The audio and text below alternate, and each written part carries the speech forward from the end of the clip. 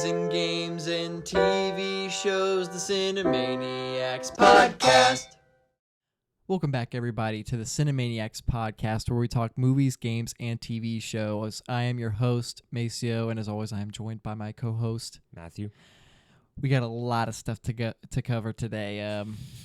We've missed some stuff. Yeah, a lot of huge stuff though. Yeah. So good one. It's gonna be a good one. It's gonna be a good one. So let's hop right into it. So before we get into our news, do have some unfortunate news of the passing of Michael Gambon, who is best known for playing Dumbledore in the Harry Potter movies. I personally, not a huge Harry Potter fan, so I don't have a lot of input, but I have seen the first movie. Yeah. I know I've seen the first movie, and he's good in that movie. So, and he's a wonderful. He's actually, I'm pretty sure he's actually not the one, and he's not the Dumbledore in the first two movies. Really? I didn't know that there was a recast. Yeah, they recasted Dumbledore because the first actor who played Dumbledore passed away. Okay. So Michael Gambon is actually the later actor. I think in the third movie is when he takes over, I want to say. It might be the fourth one. Third or fourth movie, he takes over and runs with it for the rest of the time. Dumbledore's in the movies and stuff. Okay. And he's more largely known as Dumbledore. Right. But it is a different actor and stuff like that. And obviously very unfortunate news and stuff like that for anyone in really. I mean, he was a big movie character in general and stuff, and especially in Harry Potter. He's a really influential kind of role and iconic figure. In fiction. Yeah, definitely one of the biggest like mentor or teacher kind of roles in fiction, I think, for sure. And he definitely will be missed for sure. It's funny, the most I know about Dumbledore is in the Lego movie. And it's not Michael Gambon, but it's him and Gandalf, and they're like bros in the Lego movie. You're a butt, yes.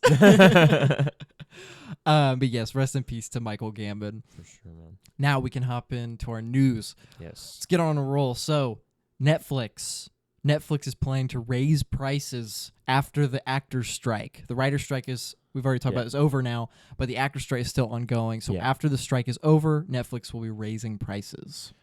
Wow. What a stupid decision. I will say this too. I've heard that a lot of the bigger streaming services are actively implementing this as well, or thinking about doing it. So we have kind of some confirmation that this is probably the new wave of that's going to come across streaming, is these raising prices, these ad-based subscriptions and stuff like that. It's so, I mean, specifically for Netflix, because they've already ruined their platform with the no more account sharing. You know, they lost a bunch of subscribers because of that, and now they're going to be making their prices higher. I don't know. It doesn't seem the way to go for that. Yeah. If anything, I would take out the screen sharing or whatever and make prices lower. Yeah. That would make more sense. Yeah, that would definitely make more sense for sure. Especially Netflix, which is, it's a streaming site that doesn't have the greatest original stuff to choose from, and it's mostly originals. So Netflix is more so known for sinking their claws into one specific thing and wringing it dry of everything it has. I specifically, Stranger Things comes to mind. Right. I think the biggest thing that Netflix has going for their most now. successful thing. But who knows? I've heard that they want One Piece to possibly be their next like long running, because obviously they're never going to fully adapt what's in the anime, let alone what's in the manga. So it could be like, hey, this show can go on for 7 seasons and we still won't really have a dent put into it. But it can be our fun thing. I have heard rumors that's kind of like where their focus is going now, because they also I guess we can add this because this is a little bit of Netflix news. They are coming out with another live action anime. I saw called Yu Yu Hakusho. Yu Yu Hakusho, yeah. It's an older one from like the 80s, I think, and I guess this is their new thing, is the live action anime. Yeah, although this one's a movie, I'm pretty sure, not a. Yeah, I believe it is. But it's funny because it's not like they're new to making live action anime stuff. They've done this. Death Note, Cowboy Bebop. Yeah. I don't. And it also is like Netflix, like, their next big thing is something that already exists in a better format. Yeah. Like, this live action adaptation of something that's like really good animated, and there's not really a reason to make it live action. It has a footprint in media, like a huge footprint in media as its original version. Yeah. And I'm not saying I haven't watched the One Piece show, so or both either. I haven't watched either of the shows, specifically the new one I haven't watched. So I can't say whether it's good or bad. It's the only live action anime thing I've ever seen that has good reviews. Yeah. So I am glad it's doing good. Yeah. But that to me doesn't say Netflix's new thing is live action anime stuff, and also One Piece is their new Stranger Things. Stranger Things is an original thing from Netflix, so that is their thing. That is their thing, yeah. I don't see this being their new. They need another thing that's as good as Stranger Things that's original. Yeah. Or maybe just multiple things that are good, Maybe don't try to milk one specific thing that you get right, Right, yeah. Maybe let's get some good things going. But I don't know. Netflix doesn't seem to be on the uptrend as of late. So I don't know. I don't even remember the last time they were on the up. Well, Squid Games. That was the last time they were like on the up. It was like, Squid Games, and they're making more of that. Yeah. So I mean, I have yet to watch that. I'm excited to watch it just because it was pretty good. But it's not a show that seemed like it needed a season 2, really. I've heard that. I've heard it wasn't like a... I don't know what's happening there specifically, but... Well, we'll see. Anyways, pretty dumb. I was going to add on about the SAG-AFTRA strikes and stuff, because obviously the WGA, the Writers Guild, they got their deal and stuff like that. Yeah. So it's basically just the actors still on strike. And they actually... So their most recent contract that they submitted to the the higher ups and stuff like that, the CEOs and everything of the major companies, got rejected because the big thing that the companies do not want to promise the actors is that they will not be replaced by AI. They don't want to do that? Yeah, they are. Oh, that's scary. Yeah, they are. For some reason, refusing on those specific grounds, which seem to be, to me at least, like that was like the most like, okay, that's like obvious. Like you definitely should just be like, yeah, that can be thrown in the contract, because that's not a hard thing to do. Give the jobs to human beings. Yeah, you know? But apparently not. That's scary. That is very scary for them to be like, yeah, we accept everything except the one that you really want to be accepted. And they also said some BS stuff like they can't afford what the actors are asking for because of the inflation and stuff like that and the economy or whatever. Right. And that they refused to share 2% of the, apparently that's what the actors were asking for, like in totality and stuff, was 2% of the revenue that they like put into for the films and creations and stuff like that they make. And apparently that's too much. No, it's too little. That's too little, if anything. So I don't know. I don't know what's going through their brains. Maybe they don't have any. But. Yeah, it doesn't sound like it. I mean, seriously, I know it's their job to obviously work with money specifically, but it's like, is that all you think about? Yeah. Come on, take a human approach. Yeah, it's billionaire executives, It's very weird, and I was also gonna add on to the AI thing because this also kind of deals with it. There was a Disney original movie that came out this year called Prom Pact. Yeah. What? Yeah. But I saw a clip and a screenshot of it on Twitter, and it was literally, and I'm not joking, I have it here, there's actual computer-generated people, like computer-generated background actors in this movie. What? Yeah. And That's they clap in the video, they clap and they go, it's the most unhuman like celebration clap of all time. Oh, that's gross. And this is Disney, and there's like 4 or 5, like this whole row kind of just AI people, essentially. CGI people. That's terrible. And I saw the from the tweet that I was looking at specifically, they noted they they noted that Matt Damon and Ben Affleck both started out as background actors. That was kind of like their example of like these are people that, you know, given their time and stuff like that, and given like hard work in the industry and stuff, they could blow up and become A-list celebrities and stuff like that, and movie stars truly.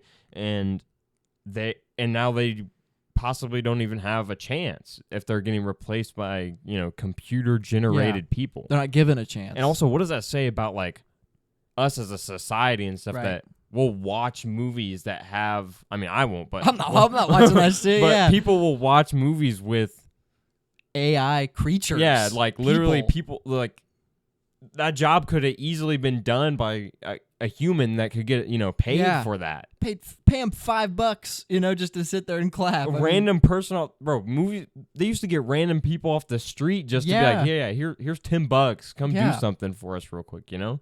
But now it's like, oh, let's cut it. Let's cut out literally to cut any corners around making the most money. And it's like, this is so bad. And I mean, I kind of get it if you're a low budget studio that has a low budget on a film that can't pay that many people, and this is your only option. Yeah. Sure, hire some people and also surround them with, you know, get some actors at least. Yeah. But at the same time, I understand school assembly scene. You don't have that money. Sure, budget could be an issue. Yeah, but this is Disney. Yeah, and this is specifically like coming from the from Disney, from the higher up like entertainment, you know, like basically giants. These are literally giants of the entertainment industry, and they're like starting this wave. It's not like there are literal indie studios that put more effort into like getting people and like paying people what they deserve. It's so crazy that Adam Driver even noted on this too, that the smaller indie companies for some reason are willing to and can get these like quick deals done with the writers, with the actors, because of what? Because we don't know. Why can these indie studios get these deals done and afford to pay these people what they deserve, but these giant, literally monopoly companies can't? You can't afford that? Yeah, that's bullshit. But an indie company can? Yeah, that makes no sense. Yeah. I don't know. I don't like what's going on right now with the strikes, with the AI stuff, with Disney kind of at the head of it. I don't know. I really don't know how to feel. Definitely feel negative about it, obviously. Yeah, and it's very unencouraging to people. Like I personally, I enjoy acting on screen or on stage. The only time I haven't never done it in a professional setting. Yeah. But I still enjoy doing that, and it kind of discourages people from going out and trying to be in a official thing, or like auditioning for something. Bro, background actors on an upcoming, a highly upcoming requested sequel, Gladiator 2. Yeah. Background actors on that movie already were reportedly digitally scanned without their consent to be like used. How's this even legal, bro? Yeah, that you can like scan a person and be like, yeah, we're gonna use you, but like not you. You're not gonna get paid. Nothing. Nothing. You're just gonna be used as like a model, basically. Elite, like that sounds illegal. It doesn't sound legal, yeah. And this is what they specifically said, that they didn't feel like they could say no. One extra added that they were so rushed and given little time to think or ask questions, so you could kind of assume a situation a little bit from those facts, that they're kind of like rushing people, you know, like, hey man, make a decision or get out. Yeah, you're not. I mean, who knows? Because they know it's wrong, basically. Yeah. And it's like, what? Why? Yeah. It's like, it makes no sense. It's literally for the purpose of not using more people. It's like, yeah, let's digitally scan you now. Yeah. So we could never have to actually pay you again, and never actually hire another human being or anything again. Yeah. That's so weird. It's very like dystopian. Oh my gosh, feeling. Super dystopian. It's gross. Definitely gotta figure something out there. Yeah. The only time it's been okay so far is when Jonathan Majors was an entire stadium of himself in Ant-Man. That's the only time it's okay. Well, moving on from some strike news, we got Matthew Vaughn released a trailer for his new film Argyle, which is a I thought was a just spy movie, but it is a spy movie within a real life spy event. Like it's not something that really happened, but it's. So Argyle is a book written by Bryce Dallas Howard's character, and Bryce Dallas Howard's character goes through a spy mission within the movie while also bouncing back and forth between the real story and the story in the book. Yeah. Very interesting. Yeah. Very fun topic. It's Henry Cavill, Bryce Dallas Howard, Sam Rockwell, Bryan Cranston. Every time I see his name now, I can't wait. Dua Lipa. Yeah. John Cena and Samuel Jackson. Stacked cast. It's pretty good casting. Henry Cavill and John Cena are like partners or brothers or something. And then Dua Lipa, I think, is the like girl or whatever in that in the story as well. Yes. Yep. So I mean, obviously, really big actors and stuff there. Yeah. Seems like we'll probably be seeing a lot of Henry Cavill and Bryce Dallas Howard in the movie, I imagine. Yeah, it seems like they're the main character, leader of the book, writer of the book. Yeah. So pretty interesting. It looks like a lot of fun. Matthew Vaughn's got a fun style. Yeah. I'm very interested in what this has. I think I saw one of the trailers of this, and it did look pretty. Kind of funny and stuff like that. And obviously Bryan Cranston got to be in there for Bryan Cranston and Samuel L. Jackson too. I forgot about Samuel L. Jackson. Yeah, got to be there for both of them. Sam Jackson and Bryan Cranston in the same movie. I hope we get them on screen together. Oh my god. There's a lot of trailers on this list that I watched when they first dropped, and that was a while ago now. Yeah. So I'm hoping I can remember what they were.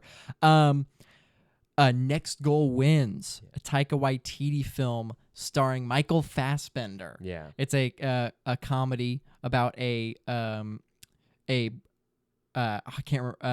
Zealand soccer team. Yeah. And Michael Fassbender is the coach. Yeah. And it's Taika Waititi comedy. Like blonde hair. Yeah, like bleached hair, American accent. He's trying like his best American accent.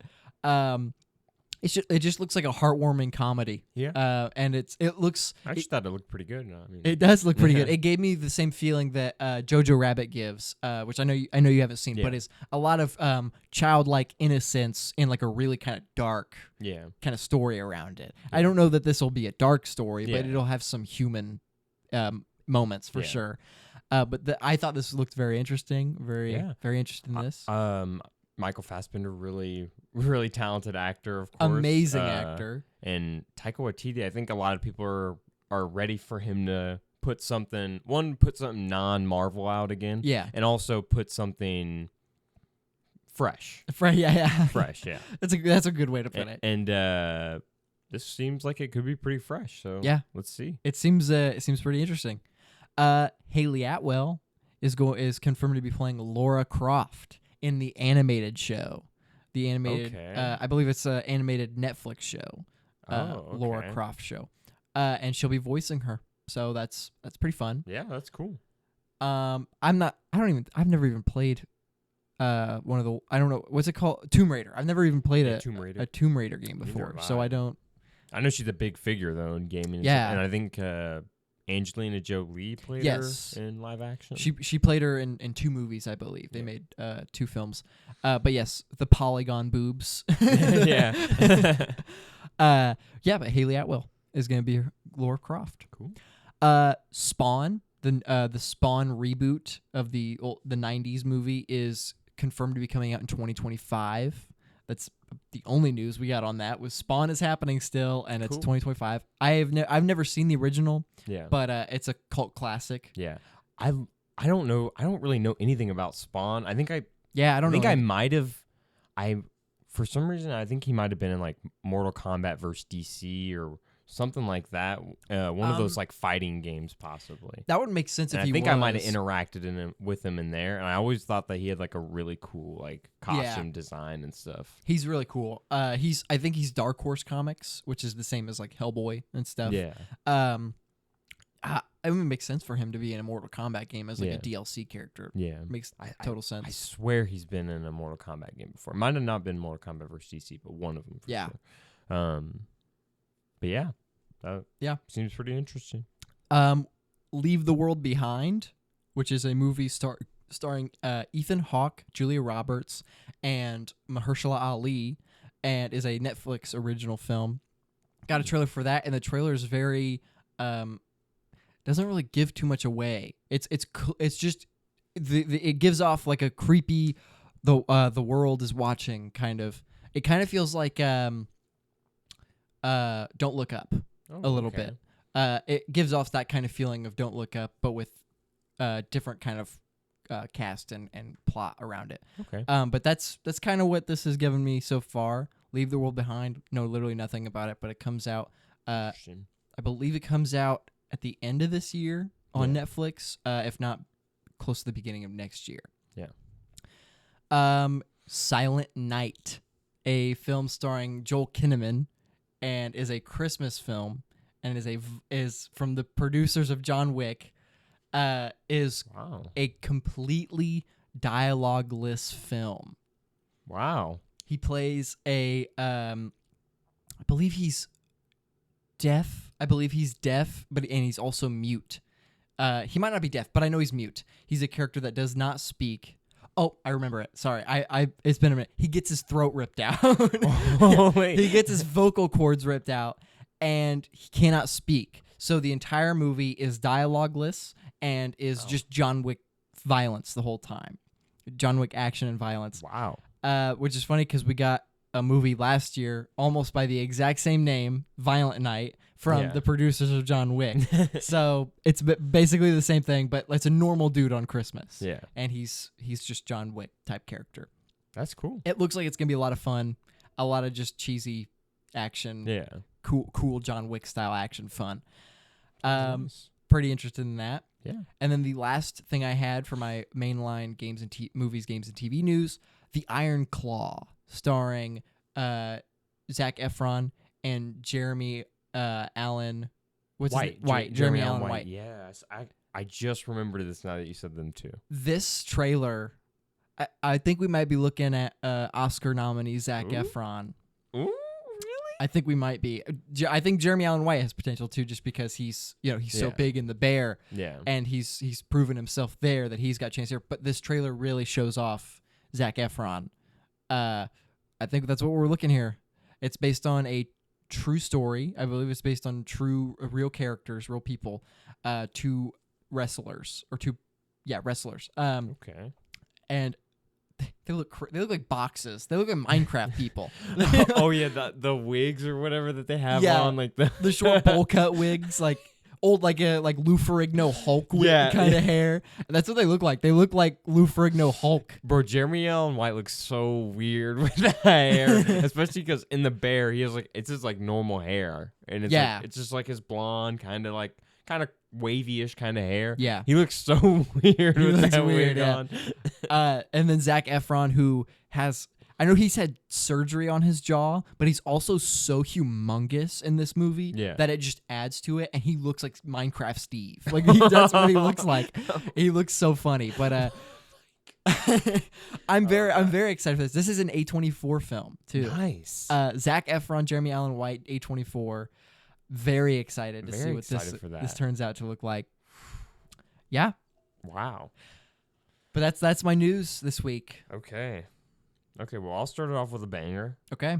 Activision Blizzard, famous, very good video game company. Yes. Wink at the camera wink. when I say that. Yeah.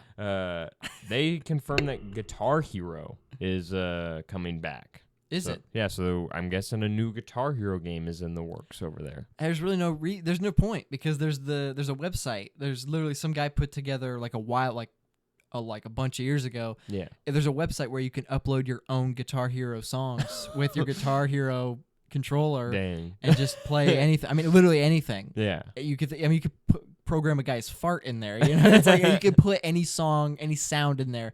There's no point to this. I mean, it's fun. Yeah. Don't get me wrong. It's fun for people who do not have the access to this website or don't know how to do all that. Yeah.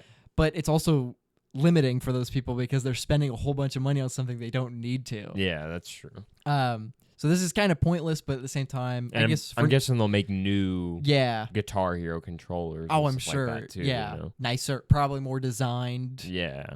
Oh, I bet they release custom ones, like ones you can get, like a custom guitar looking. Oh yeah, like how you can customize like an actual guitar almost. Well, like yeah, you can customize that'd be wild. like Xbox and PS5 controllers and stuff like that.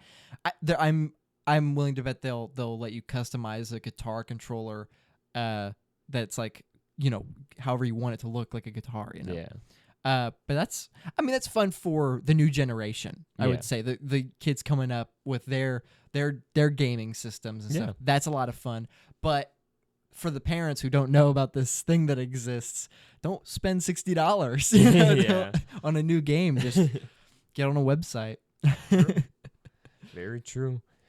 Martin Scorsese. His new movie, Killers of the Flower Moon, it debuted on Rotten Tomatoes today, actually, I believe. Okay. And it started out with a 98% for the critics score. Wow. So, yeah. Looking good. Obviously, Rotten Tomato not necessarily the he all or the be all end all, but when it's accurate, it's accurate. Yeah, it's in the realm, for sure. That's how I like to think of it. It's usually in the realm of of this number. Yeah, that's sometimes. Obviously, there's sometimes where it's like, oh, I don't know. Right, like I enjoyed She-Hulk. Yeah, like 96% on Rotten Tomatoes is not. Yeah, that's not it. That show is definitely more of a high 70s. Kind of show. Rotten Tomatoes is a funny thing for me because it's like I trust it when they give a review, but. Well, I trust it like sometimes, but when the review is off, it's really off. Yeah. But when it is accurate, it's very accurate. Yeah. So it's like, well, what do I believe? You just kind of got to take everything with a grain of salt, watch the movie, and then decide if they were wrong or not. You know? That's true. Yeah. Got some Rick and Morty news. Okay. So Dan Harmon, the used to be Justin Roiland and Dan Harmon, but it's just Dan Harmon now. Just Dan Harmon now on Rick and Morty, and he said two things, mainly about Rick and Morty and whatever round of interviewing he had. He said, one, that Rick and Morty could go on for decades, and he compared it to something like The Simpsons, which has been going on for a while. For 3 decades. Almost 4 decades, yeah. Yeah, I mean, I could see it. I could see him trying to make it last for that long. Yeah. But I think it's done already. To me, it feels like a show that should have like an ending episode. Yeah, like it feels like there's a story somewhere in there. Like it is kind of like it almost kind of feels like regular show.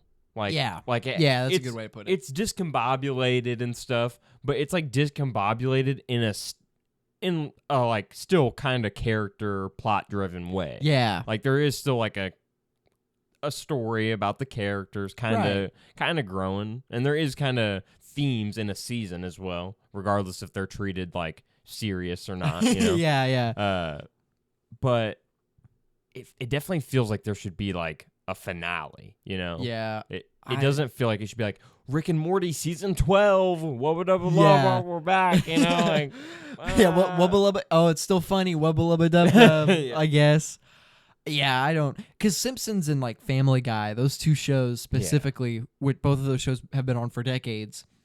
They are just dumb comedy, you know, and they have their human moments within the show. Like Simpsons has some very dark moments for sure, but there isn't a plot. Yeah, it's just it's episode storytelling. Just you know, what happens in this episode happens. Yeah. I don't know. I don't see Rick and Morty kind of being like that. It's they've already set up such a like plot. Yeah. Like with Rick and his wife and stuff. And it's like, I don't know. It doesn't seem like that's that kind of show. It does feel more like a regular show where it's like it can last for a good amount of seasons, but it's got to be capped off. Yeah. I don't know. Even regular show, I feel like could have been like could have gone on for longer. That's true. I think Rick and Morty's already surpassed regular show. I'm pretty sure, right? In terms of seasons. No, regular show had 8 seasons and a movie. So technically, it did have the movie, technically like 9 seasons. That's true. If you want to count that as like one small season, and it's only at 7. Rick and Morty's only at 7. They're just now at 7. And the other little bit of news, not really news, but figure I'd throw it in here, is that he said that he once met with Zack Snyder about a Rick and Morty movie, actually. Yeah. And he said, is there any this is Dan Harmon's quote exactly. He said he was just like, is there any way I could help to get this movie started by using my Snyderness? What? My Snyderness? Yeah, that's the exact quote. that Zack Snyder said? Yeah. If I could get the movie started with my Snyderness. That's weird to like refer to yourself as like a term of your own name. I guess he was connected to it too. I mean, it if he was like meeting with it. Yeah. So thought that was kind of interesting. That doesn't make any sense. A Zack Snyder Rick and Morty? That does not go together at all. I mean, fan base wise it does, but filmmaking and creation wise it does not go together. Yeah, that's weird. But a little bit of Rick and Morty news. Yeah. And Richard and Mortimer. Can move on to some a little bit more Disney bashing, I guess you could say. Let's go. Depending on how you which way you look at this news. But Disney has revealed the plans for a live-action Bambi remake. Live action. Immediately, I'm like, nope, stop. And it will be a modernized retelling. I feel like we've heard. What does that mean? They're deer. What does that mean? A modernized retail. So he uses a bazooka or an AK instead of a shotgun. And the quote is, I think that to be able to bring it to life for kids these days in a way that maybe they relate to a little bit more would be a service to the original. What? I don't think there's anything in the original Bambi film that dates it to the 1950s or 40s when it came out. It's kind of just relevant. Like it's not like, always relevant. Yeah. It's kind of like Iron Giant to me. Like it's not like Iron Giant doesn't really feel like even though it's an older animated movie, it doesn't feel like dated or anything. It doesn't feel like it needs a live action remake either. Yeah. Just like Bambi, and it feels like it appropriately fits the time it came out in, but also it's not stuck in that time period. Dated, yeah. Know? And Bambi, man, what needs to be? Where's the retelling? What needs to be retold? I don't understand. This is exactly what Saturday Night Live made fun of when they did the Dwayne Johnson live action Bambi skit. Have you seen that? No, I haven't seen it. It's literally from Disney, live action Bambi, and it's Dwayne Johnson in a Bambi outfit, and he's smoking a cigar and he's got a gun, and he's like, "I'm Bambi, bitch," and then he's like shooting. He like goes back for the hunters and stuff. This is exactly what they're making fun of. And this was like 10 years ago. Yeah. This is like, come on. I don't. Why? Stop. Now, this can be AI generated. Yeah. Because it will probably feel like it was already anyways. Yeah, that's. But this is mainly just Disney continuing their trend of milking their, their classic animated movies, the stuff that Disney was kind of built on. Like these classic animated movies that like Disney kind of pioneered animation with and stuff, and kind of, Bambi specifically. I barely know anyone who doesn't at least know of Bambi, let alone like haven't like watched it or anything like that.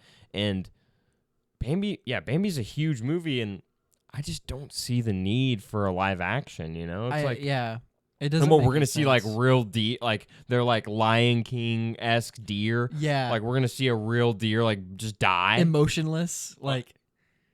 Okay. I feel like that doesn't. Some things work better in animation, Most things work better in animation, to be honest. I think anything. I genuinely think that anything can be animated, but almost nothing can be live action. Very little can be live action. Like a lot of, even a Scorsese film can be animated. Yeah. And it still have the same impact. Yeah. Played by the same actors, of course. Change nothing but the fact that it's animated. Yeah. And it would still be as effective.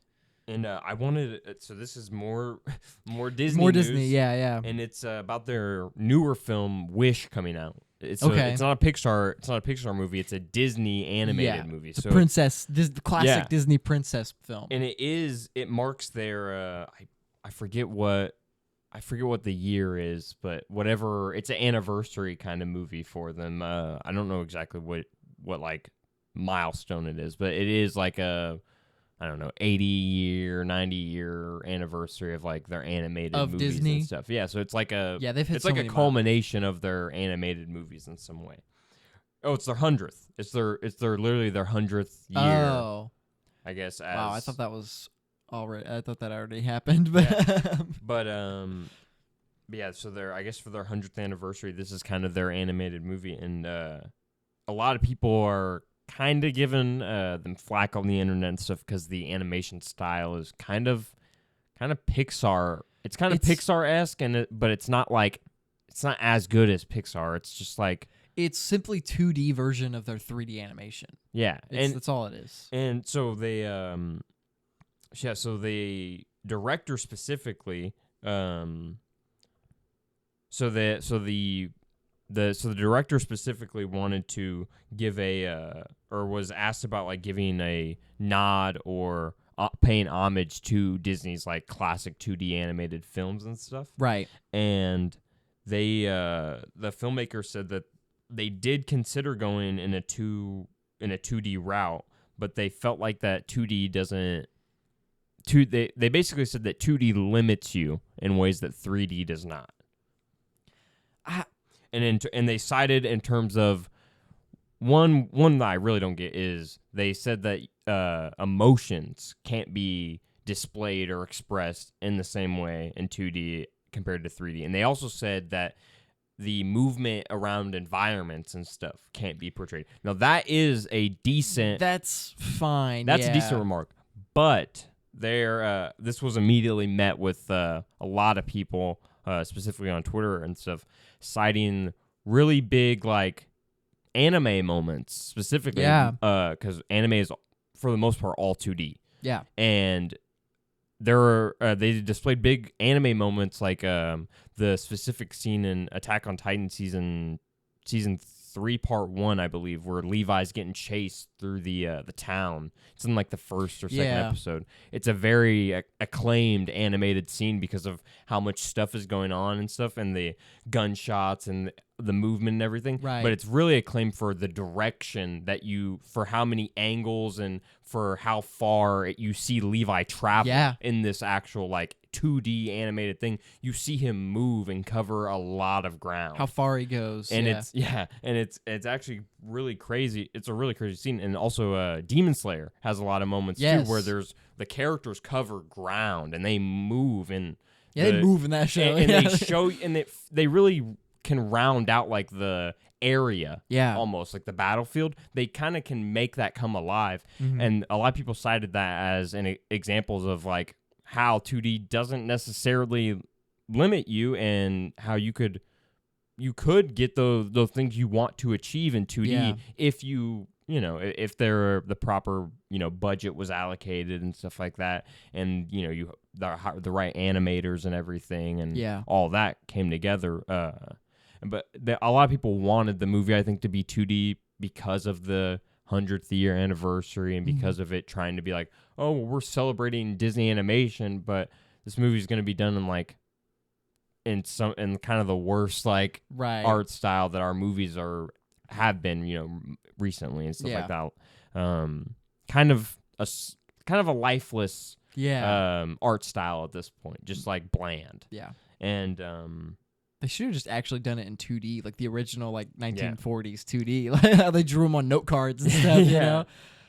Yeah, whenever they have an excuse for animation, it's just you're lazy. You just don't want to. You just don't want to put work in. That's all it is. You just you don't want to try something new. You want to keep doing what works. Either that or it's like just cheaper, which I think it is. I think it might actually be the. Actually, I don't know because it might. No, so I think it's more work to do 2D, but I think it might be more expensive to do the CGI and stuff like that. Yeah, it's got to be more expensive. So you're not really saving money. You're not. You're mostly saving yourself from paying more animators. Yeah, really. It's really all it is. Yeah, because it would take more people to like hand draw out stuff, everything basically, and I mean but that's what they were doing when they were way smaller. Yeah, and that's what the question marks when are they cared about quality. Yeah. It's not like that this is just like, oh, Japanese anime can only do 2D. Right. Disney was literally doing this like 20 years ago. Yeah, you not know? very long ago. Like, yeah. They were making these like good 2D movies, but it feels like they're just like, oh no, that can't happen anymore. You can't do that. What? You guys were. Like, yeah, exactly. It's very strange. Like Lion King is a 2D film, but it feels very 3D. Oh my gosh, yeah. That has a really good sense of like direction in the area and stuff. That movie's really good in that. Yeah. Yeah, whenever they give an excuse for animation, it's just don't lie. Don't say it's because you can't express emotions properly in 2D. What the? Yeah, it's because you can't do certain things. No, just say it's okay that you don't want to try something new. Yeah. Just say that you don't want to try something new. Don't pretend like you know how to do something new. You wanted to do the safer option. Yeah. You know? And just say that. Yeah, it's I agree with you. I don't understand the whole like doing laps around it and stuff. Right. You could just be like, that's it limits us. No, it doesn't. Yeah. The whole point of animation is you're not limited. Yeah. You can't say you're limited. That's so true. But so moving on from some Disney stuff. Got some real interesting stuff here to end off my movie, games, and TV news. Okay. So Gen V, a show that is currently airing and stuff like that, and I'm sure we might talk about it a little bit later. They have actually already been in the writer's room and stuff. They've already been putting together season 2, apparently. Really? Yeah. And it hasn't even been greenlit yet, technically. But they've been writing it. If they're writing it... But it's Amazon. It's probably going to get... Yeah. It's probably going to happen. It's not like it's on cable. Yeah. And it's this specific, like, Seth Rogen, like, produced kind of stuff. It's probably going to get another season for sure. I've seen pretty good reviews for it. Like, I've heard pretty much all good things for it. I'm actually up to date with it. So the episodes come out on the same day Loki do. Yeah. Same time too, I'm pretty sure, like later at night. Oh, okay. I think. And they seems pretty good. I guess I can talk about more later, in the what we watch. You got an opinion on it though, you can. But it's definitely pretty good. Okay. Definitely not The Boys, but it's definitely not like, oh, this is just a useless like spin-off kind of. It feels like they got their purpose kind of. They have a purpose. Yeah. I plan on watching it, and that's what I did want to actually touch on. That is, for Gen V, we'll wait until it's fully out, and we will be covering Gen V. Yeah, Gen V. So we got a remark from Vince Gilligan, the creator of Breaking Bad. This is so dumb. This is so dumb. And he said that he could potentially see someone eventually trying to pitch a sequel series to Breaking Bad. About Walter Jr. as a crime lord succeeding where his father failed. No. I could pretty much guarantee I have no interest in seeing that happen, is what he said. Yeah, he said that, yeah. That is the dumbest. The dumbest. I mean, the ending of Breaking Bad is like his son. I mean, it's not like his son's 5. It's not like Junior's like an idiot. Yeah. Like my dad was really cool for doing all this evil stuff that literally killed our family. We see it in the show. Yeah. He despises his dad. Yeah. Why would he ever go to do stuff like him? Yeah. Makes no sense. He succeeds where his father fails. Like Walter, I would argue that Walter didn't really fail business-wise for a lot of it. He made millions of dollars. I mean, in terms of what he initially like set out to do and stuff like that, in terms of like, especially in the final episode, he definitely succeeded with his like set list of goals that he wanted to do. But in terms of his overall goal, he still kind of succeeded. Yeah. He obviously did it in a very roundabout way, but he still did provide for his family. Yeah. And in some way, even though there were definitely healthier ways to go about it. Obviously. Yeah. But I mean, I just. That's so dumb. Yeah, where he Walt failed. Jr. Yeah, that's. Yeah, and I mean, Walt Jr. is a great character. He's a hilarious, lovable character. Yeah, but he is not. I don't want to see him as the main character. Yeah, it doesn't make any sense, and it just doesn't make any sense. I honestly don't even see anyone pitching that. Honestly, I don't think that feels too far fetched. Yeah, and the fact that somebody actually pitched that, is like I don't know. I don't think we should have anything else from Breaking Bad unless it's something like Better Call Saul, where it just makes Breaking Bad better. It kind of builds off different characters, you know. Breaking Bad got its sequel. It's called El Camino. Yeah. I watched it. We'll talk about it. But that is the most sequel it needs. Yeah. Is to finish off Jesse's character. Yeah. That's all we needed. And it did. Wrap up a character, basically, you know, and or there expand a character with Saul, you know. And there was no one else to expand upon. I'd say the only thing I could see is a 40-minute short about the life of Skylar and Walt Jr. and Holly, where they're at right now. And that's it. And I don't need that. I don't really want that. But I'm just saying that's the only thing I could see them ever doing because it's the only thing that is plausible right now. Yeah. It doesn't make sense. Yeah.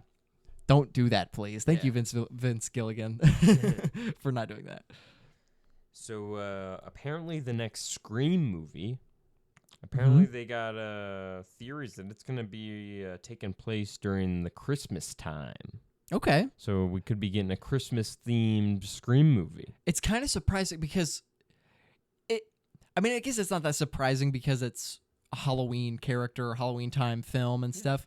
But it is kind of surprising that in-universe one has never taken place on Christmas. Yeah. Just because, it would make sense for the killers to be like, well, let's go, do something different than Halloween. People expect it on Halloween. We miss a Halloween, then people go, well, we missed a Halloween with any murders, What's going on? And then Christmas. Yeah. I don't know. That's an interesting idea. Yeah. Pretty cool, vibe and stuff to set off there, Yeah. Adds another to the Christmas horror list. Christmas horror is a lot of fun, I think, is because it's it takes a very fun time and makes it very scary, very uncomfortable. Yeah. I enjoy it when it's like that. Yeah, for sure.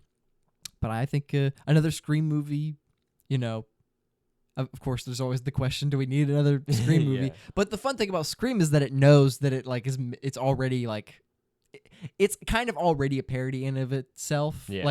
It was started out as parodying other movies while also being a serious story. Yeah. But now it's at a point where it's kind of just parody. Yeah. So I think it's kind of fun. Yeah. I think it's kind of fun that it's just parody at this point. Yeah. But for sure. Yeah. And there were rumors and stuff that that Jenna Ortega was going to be too busy and stuff like that to come back, but apparently she is coming back for the next Scream movie. So the big kind of name there, in terms of the newer actors and stuff, will be returning. Okay, well that's good because she's the only thing that I really care about, in these Scream movies now because all the main cast is gone except for Courtney Cox, who was. That's the lamest thing about the most recent one is she should have died in that movie. Yeah. She did basically die off screen. We thought she was dead. And then at the end of the movie, oh no, she's still alive. Come on. Yeah. What? Yeah. Definitely felt, especially because she kind of got a lot of attention and screen time specifically to. Yeah. It's very strange. Very, very interesting news is that we have a Martin Luther King Jr. biopic in the works. That already happened. They already did. Oh, it did? If they're making a new one, that's they are making a new one, but I did not know Martin it already Luther happened. King 2. He returns. The return. The return. Yeah, they did. It's Selma. It's called Selma, and it's it's literally about. I think it's more about MLK and his time as a politician. Yeah. But it's still about Martin Luther King. That's it's weird. That's very strange. Well, we got a new Martin Luther King biopic in the works, and it's going to be directed by Chris Rock. Yeah, I don't know. I didn't know Chris Rock was directing stuff. And he directed a Saw movie. He directed. Oh, he did. I'm pretty sure he directed a Spiral, a Saw film that came out a few years back. It's like a spinoff of the Saw franchise. I'm pretty sure he directed that. I may be wrong, but I'm pretty because he's the main actor in it. He owns Saw, so that's why I was like, makes sense if he's the director too. That's interesting. But him as directors for this specifically is I don't know. Yeah. I don't know. Definitely seems like at least a very serious kind of movie for a not so serious guy. Let's say. For a comedic actor and comedian, yeah. I don't know. We'll have to see how this plays out. Yeah. definitely be interesting to see who they cast as him as well. As MLK, yeah. But my last bit of movie, games, and TV news to end it off is about the iCarly show. Yeah. That was on Paramount Plus. It has been canceled. Yeah, it got canceled on a cliffhanger. On the cliffhanger, and the cliffhanger was they revealed Carly and Spencer's mom. Like they didn't reveal her, but they were like, it essentially goes, Carly goes, "Mom," and they don't cut show to her. credits. Yeah. That's kind of mean. I'm not even a huge fan, That's kind of mean. Yeah. I agree with like all the people that are like, just come back for an episode, show it off. Yeah. I agree. It's like the biggest mystery around these characters. We've met her dad. We know her dad. Yeah. We don't even know if her mom even existed. It's like, come on, where's her mom? And then we finally got it almost 20 years after the original show first aired. Kind of strange that they are like, we're finally gonna do it. Here's mom. Here's the mom, and you don't get to see it. Yeah. It's like that feels so mean. That feels so mean because the only chance that they had at seeing this was this show. Yeah. And now the show is canceled, which doesn't make any sense because it clearly had viewers. Yeah. It clearly had people. It was. I actually saw like.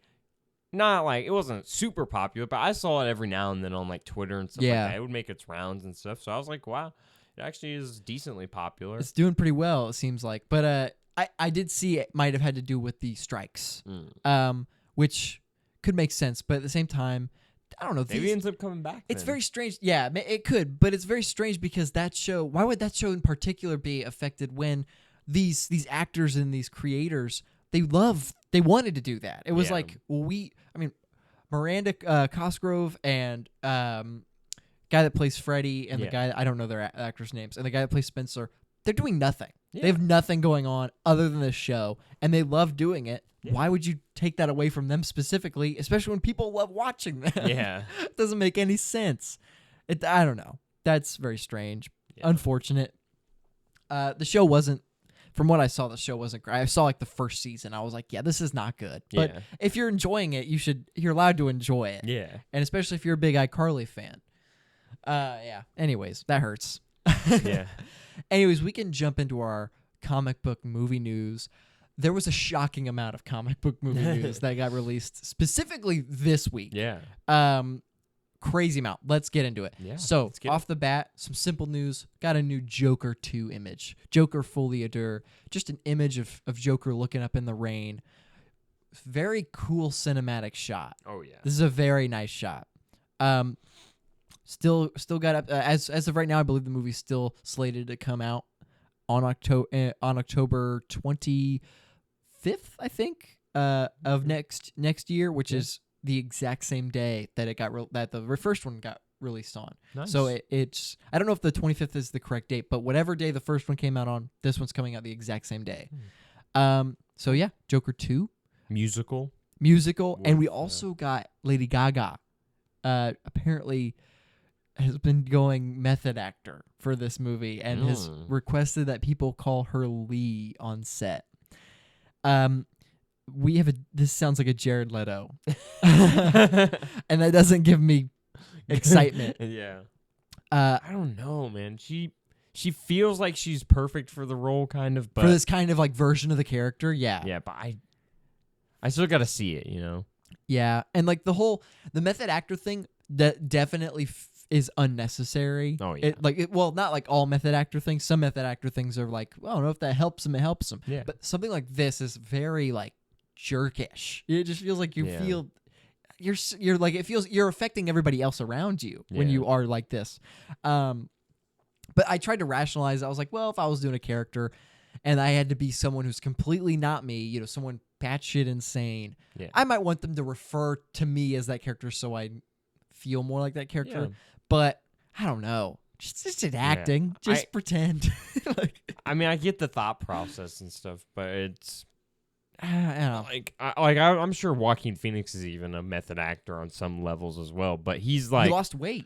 Lost all that weight. He's more of like a kind of transformation, it seems, kind of actor. But yeah, even that, obviously that's a lot of commitment and stuff, and getting yourself into that. Yeah. Literally, changing your body for to get into whatever role, basically. And it's it is a form of method acting and stuff like that, getting into that headspace and stuff. Right. But there's definitely, there's been time and time again where people have taken it too far. Mainly Jared Leto with Joker. Right. That was with like that Joker. Yeah. That was like the biggest, like, okay, yeah, you didn't have to do this at all. Send in like pig penises or something. I think he sent like dead rats or something like that. It was dead rats and used condoms. And he sent it to like all his like cast members and yeah. stuff. Bro, what? Like, you're weird, dude. You're not method acting. You're just strange. I would take a quick guess and say that Margot Robbie and Will Smith will probably never do a movie with Jared Leto again. Yeah, it's pretty safe to say they probably won't. Yeah, but Joker fully adore. Yeah. Blue Beetle is confirmed not canon. However, what's his name? Zolo. Zolo, yeah. The actor that plays Blue Beetle is still staying the Blue Beetle in the DCU. That's the best news, I think. That's the best thing we could get. But it is unfortunate that this movie is not canon because it's such a fun movie. It is. It's not perfect. No, it's very generic. It's very formulaic. Yeah. But it's fun. Yeah. It's heartwarming and like the emotional stuff is actually good, Yeah. And it's like it's the first big like Latino comic book movie. It's like heavily Latino, Yes. Like that's a huge part of the thing, and then they make it not canon. Like it feels so easy to just be like say that this movie's canon, a part of the universe, because like why does it really matter if the character's canon, but like what happened in the movie's not? But the movie didn't have any bigger like real world implications, really. Right? Yeah. Exactly. So why does it have to not be canon? I don't understand that really. Yeah. And also the unfortunate thing, we won't be getting a sequel. Yeah. Most likely and we won't be seeing who Ted Cord will be played by.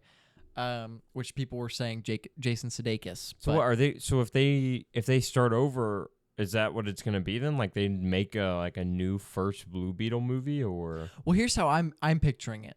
So I'm picturing it that what would be a reboot of this Blue Beetle movie will also act as somewhat of a sequel, because the best example I can give, well, the one that I think about when I say that is The Incredible Hulk. The Incredible Hulk is an MCU film, but it was made to be a sequel to the 2003 Hulk film, starring Eric Bana. And if you watch both movies back to back, it's basically a sequel. Yeah. But it is also a reboot, a C-boot, or a requel, or whatever you want to call it. My guess is that if you want, you could watch the first Blue Beetle movie and whatever the second Blue Beetle movie is, but the second Blue Beetle is the only one that it tells like a new story. It completely has to do with this universe, but there is stuff that you could watch the first one with it. Yeah. That's my best guess. It's very unfortunate though. Especially because this movie just came out, Yeah. And it's like, we knew that obviously Aquaman, which we'll get into some of that stuff, but we knew obviously that Aquaman is like, we knew that one wasn't going to be canon, really. Yeah. Because like, there's a lot of stuff, going on with Aquaman. Yeah. And who's specifically starring in the movie and everything like that. But Blue Beetle felt like it could be at least like the last like DC EU movie or whatever that makes it over to the DCU like fully, especially because it was like a new character, fresh, young. It had nothing connecting it. Yeah, and literally no threads connecting it besides a couple lines here and there that literally just reference superheroes, which could have that will exist in the new universe. Yeah, so it doesn't make sense. So it's like, I don't know. The only thing that would be off to me is starting the universe with Blue Beetle. Yeah. It would be a little strange to start off a new universe with this. I get that. With this character, especially when it's like, it's not like Iron Man. It's not like Marvel where they were like, well, we don't own the rights to our big A-listers. We have to start off our studio, our universe with a C-lister. Yeah. Iron Man at the time was like a C-B-lister. Yeah. But this is DC. They own all their characters. So it makes sense that they would start with Batman and Superman and Wonder Woman, which they are. Yeah. So to have this be canon and be the first movie in their new universe, it would feel a little off. It would be like, well, this is strange, but okay. Still very unfortunate that it's not canon. Definitely. But speaking of the DCU, yes, Jason Momoa is in talks to play Lobo. Yes. In Superman Legacy specifically, which means he might be the main villain of Superman Legacy. That's possible. This is definitely the way to go. Get him out of Aquaman. He was fun for the first appearance when it was like, ooh, the new Aquaman's like a biker. Yeah. You know, he's like a crazy drunk biker gang guy. Yeah. I don't care anymore. Yeah. It's like I want to see goofy Aquaman that's like talks to fish. It's like, because it felt like Zack Snyder was the one that introduced him, so it was like, okay, Zack Snyder can make this edgy character feel cool and edgy. Yeah. But now it's like I want to see goofy. I want Aquaman. I want blonde-haired dummy kind of. Yeah. But also make him badass. Yeah. Make it so he looks like the version that everyone clowns on, and then he pulls some shit that everyone's like, this is a little different, you know. He's crazy, but I'm excited to see him as Lobo. We needed this. So building on the Momoa as Lobo. Yeah. So apparently there were rumors and stuff of Gal Gadot potentially coming back for Wonder Woman 3, and even I think there were even rumors of Momoa previous to this, but it's basically kind of been confirmed at this point that nobody from that original Justice League team will be returning, obviously, as their original character in the DCU. So I think it'd be a lot of fun to see all the original actors from the DCEU or the DCEU who played the Justice League members come back as like villains. Yeah, that'd be a lot of fun. Like this. Yeah, like exactly. Momoa going from Aquaman to Lobo. Yeah. I think that'd be pretty interesting. I don't know who everyone could play specifically. Yeah. I'm not a huge DC buff. I don't know every character. Yeah. But it's a fun concept to be like, well, you know, you guys had fun and were wronged, basically. Yeah. Come to this universe, get a second chance as a new character where it's better written. You know, it's more fun. Ben Affleck as Man-Bat. That's actually kind of fun. That's actually a fun idea. I like that. Henry Cavill as Bizarro, which is the like the zombie kind of opposite version of Superman. Okay.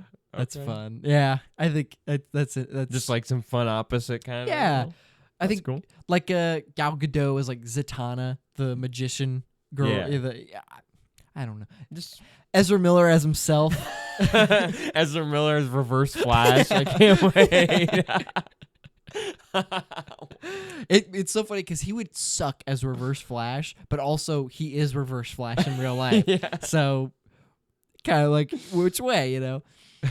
Yeah, but Momoa's Lobo is in talks. It's most likely to happen. Yeah, Superman Legacy. So yeah, assuming we could be starting off the new DCU with a returning face, kind of, which is. That's fun. I think it makes sense to start off with like a returning face. Yeah. Especially if it's actually Aquaman is the last movie and Superman Legacy is the first. He shows up in the next movie. Yeah, that's hilarious. That's so good. This is just a quick thing. Throg. Thor as a frog. Oh yeah. That's his name, Throg. There was a scene from the first season of Loki that got cut of Chris Hemsworth as Throg, and they released it. They showed off the scene, and it's just so cute. It's just so funny to see like the actual Throg. I hope we get to see actual Throg. Yeah. Because we did in Loki season, in the first season, there is that shot of Throg underground in that like container or whatever. Yeah. But I hope we get to see a version of Throg at some point, maybe in season 2. Yeah. Because that's such a fun, just a fun concept. I think season 2 might be the one to do it, honestly, with how... I mean, I know season 1 was very wacky and stuff and out there, but this season... We'll get into it, but this season is wacky and out there. It's wacky and out there. And it feels like it could be a proper place for Throg, and especially since Loki, the first season it's just really variants of Loki. Yeah. But now, with Spider-Man, with Doctor Strange, we've seen variants of different superheroes, people we already know. Yeah. Just do Thor. I mean, do the Throg variant, you know? And And I think it's possible we see a various amount of different versions of superheroes in Loki. Yeah. And we'll talk about this more later when we actually talk about Loki. But that's why I enjoy Loki, is because it's so out of place in the MCU. It doesn't really feel like it affects anything, while it does affect everything. You know. So I think it's very, very possible. Yeah. Sony. All right. So Sony is making a Silver Sable movie. No. They're making another spin-off Spider-Man movie without Spider-Man. Yep, that's the news. And this one might be, bro, Silver Sable? I mean, she has like DLC or whatever in the game. She's a more well-known character than El Muerto, but not much. You know, her and Morbius are about as popular as each other. Yeah. That's the best way I could put it. Morbius might be at this point is more popular, but so no, I don't want any of this. Bro, I can't wait because like 15 years down the road, Sony's gonna have literally every single Spider-Man villain, character, side character. Every single one of them is going to have a movie about him. Yeah.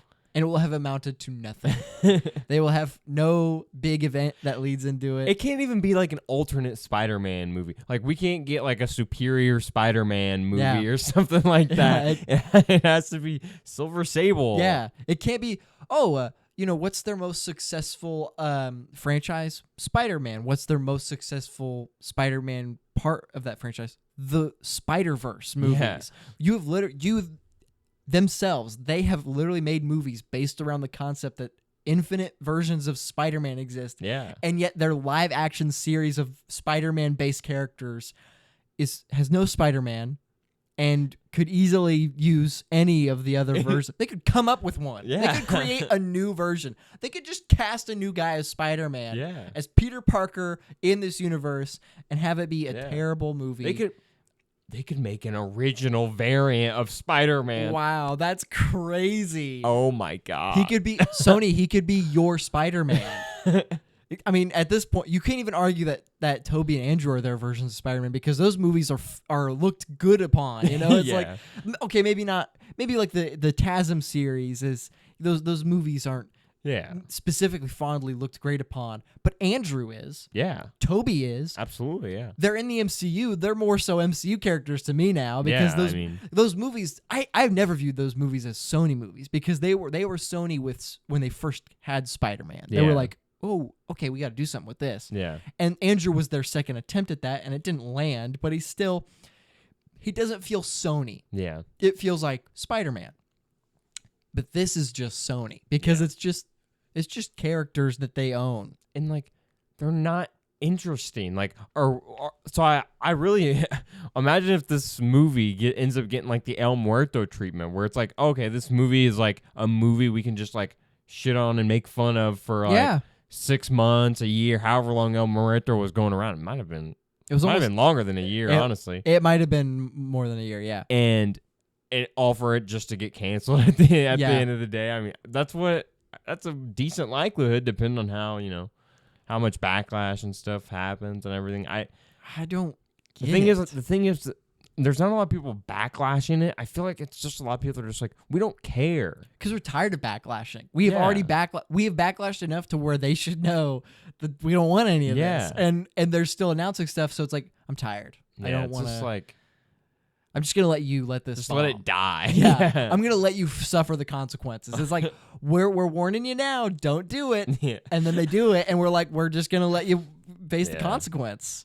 I mean, Morbius should have been it. Morbius should have been the consequence. We tricked them. We literally tricked them into releasing it. It was so insane how they like unironically was like, oh yeah, everyone really likes Morbius from this praise. Like, it's like not ironic or anything. Like, it's like crazy how that just went completely over their heads, It's when literally everybody knew that, bro. There wasn't like a single person going, "No way, is Morbius actually good?" Or, no, you know it's bad. It's just, how bad is it to you, really? And it's even crazier that in their comment section, every time they post the Sony Instagram account, every time they post or Twitter account, there's always at least one guy. Make TASM 3. Make TASM 3.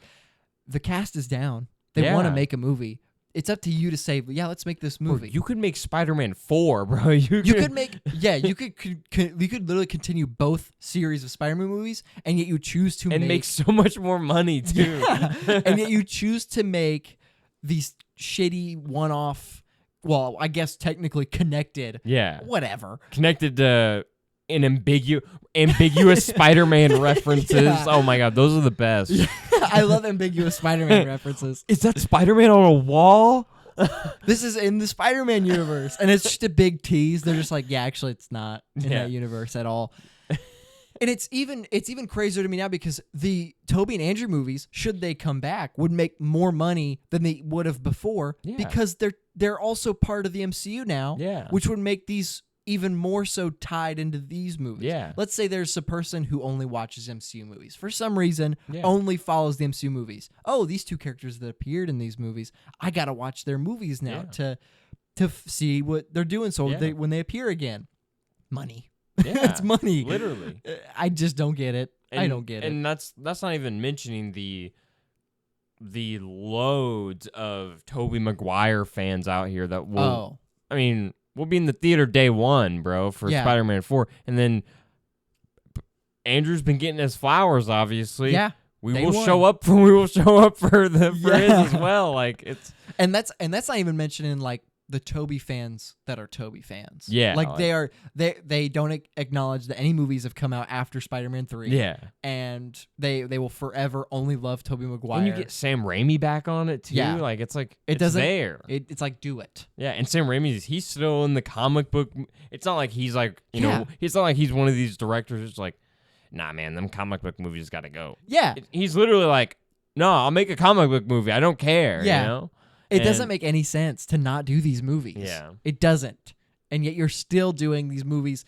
I saw a guy praise Craven because it had an R rating. What? Is that really all it takes? Is for you to be able to see some guy's head get torn off to say a movie's good? Is that how little of like comprehension skills you have of a good story? It's crazy. And it's fun. I know. Craven might be a dumb fun movie. It could be. But I would rather have a good Spider-Man movie than a bad Craven movie. Yeah. I'd rather have an amazing Spider-Man movie with a amazing Craven the Hunter in it. But we're about to get it. It's called Spider-Man 2 on PS5. That's what we're about to get it. So it's okay. True. They're literally about to let's release 2 shit Venom movies and 1 shit Craven movie and have our really good video game starring both of them. I just hope the MCU gets their go at Craven and they look at the Sony movie and go, yeah, let's not do that. like literally Kevin Feige would when he worked at Fox and he worked on the Fox X-Men and Fantastic Four and the Sony Spider-Man movies and stuff, and he literally went to Marvel Studios when he started and he was like, this is how we don't do these movies because I've seen them not do it right. Yeah. So don't do it this way. Yeah. Yeah, it's wild. Speaking of X-Men, we got confirmation that an X-Men movie is in development. It is now that the writer's strike is over, it is actually being written or being talked upon within Marvel Studios. Not a humongous news because we already knew they were going to do X-Men. Yeah. Obviously, why wouldn't they? Yeah. We already knew that they were, but this is confirmation that they are now talking about a movie that will be coming out within the next few years. Yeah. So it's very, very exciting. Those rumors, rumors and stuff about it should start leaking out here anytime soon.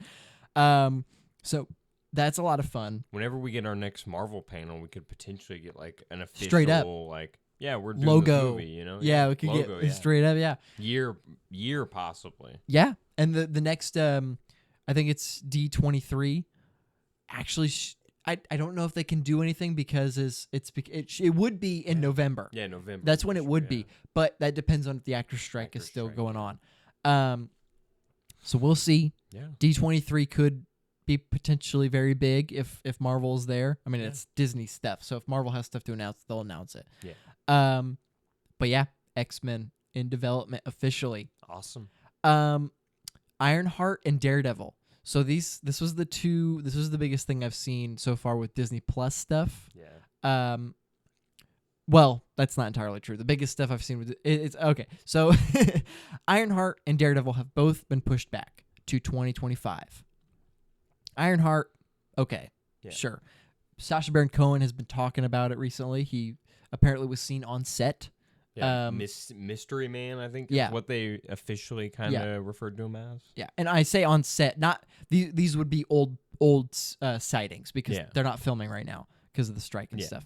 But he's been he's casted under the name Mystery Man. We know it's Mysterio. Not Mysterio. Mephisto. Yeah, we know it's Mephisto. Yeah. It was basically confirmed already. Yeah. So we'll see more about that, but I can wait for Ironheart. I'm not in any rush. However, Daredevil has had the most stuff come out about it in the past few days. Some pretty big stuff, actually. Some very big stuff. Yeah. Starting off, Punisher will be a leading role in Daredevil. So whenever this decides to come out, Punisher will be a leading role. I like that. That's a lot of fun. However, what's not a lot of fun is the entire writing team and the entire creative team behind Daredevil Born Again has been fired. Yeah. And apparently they have said Daredevil is going under a creative reboot.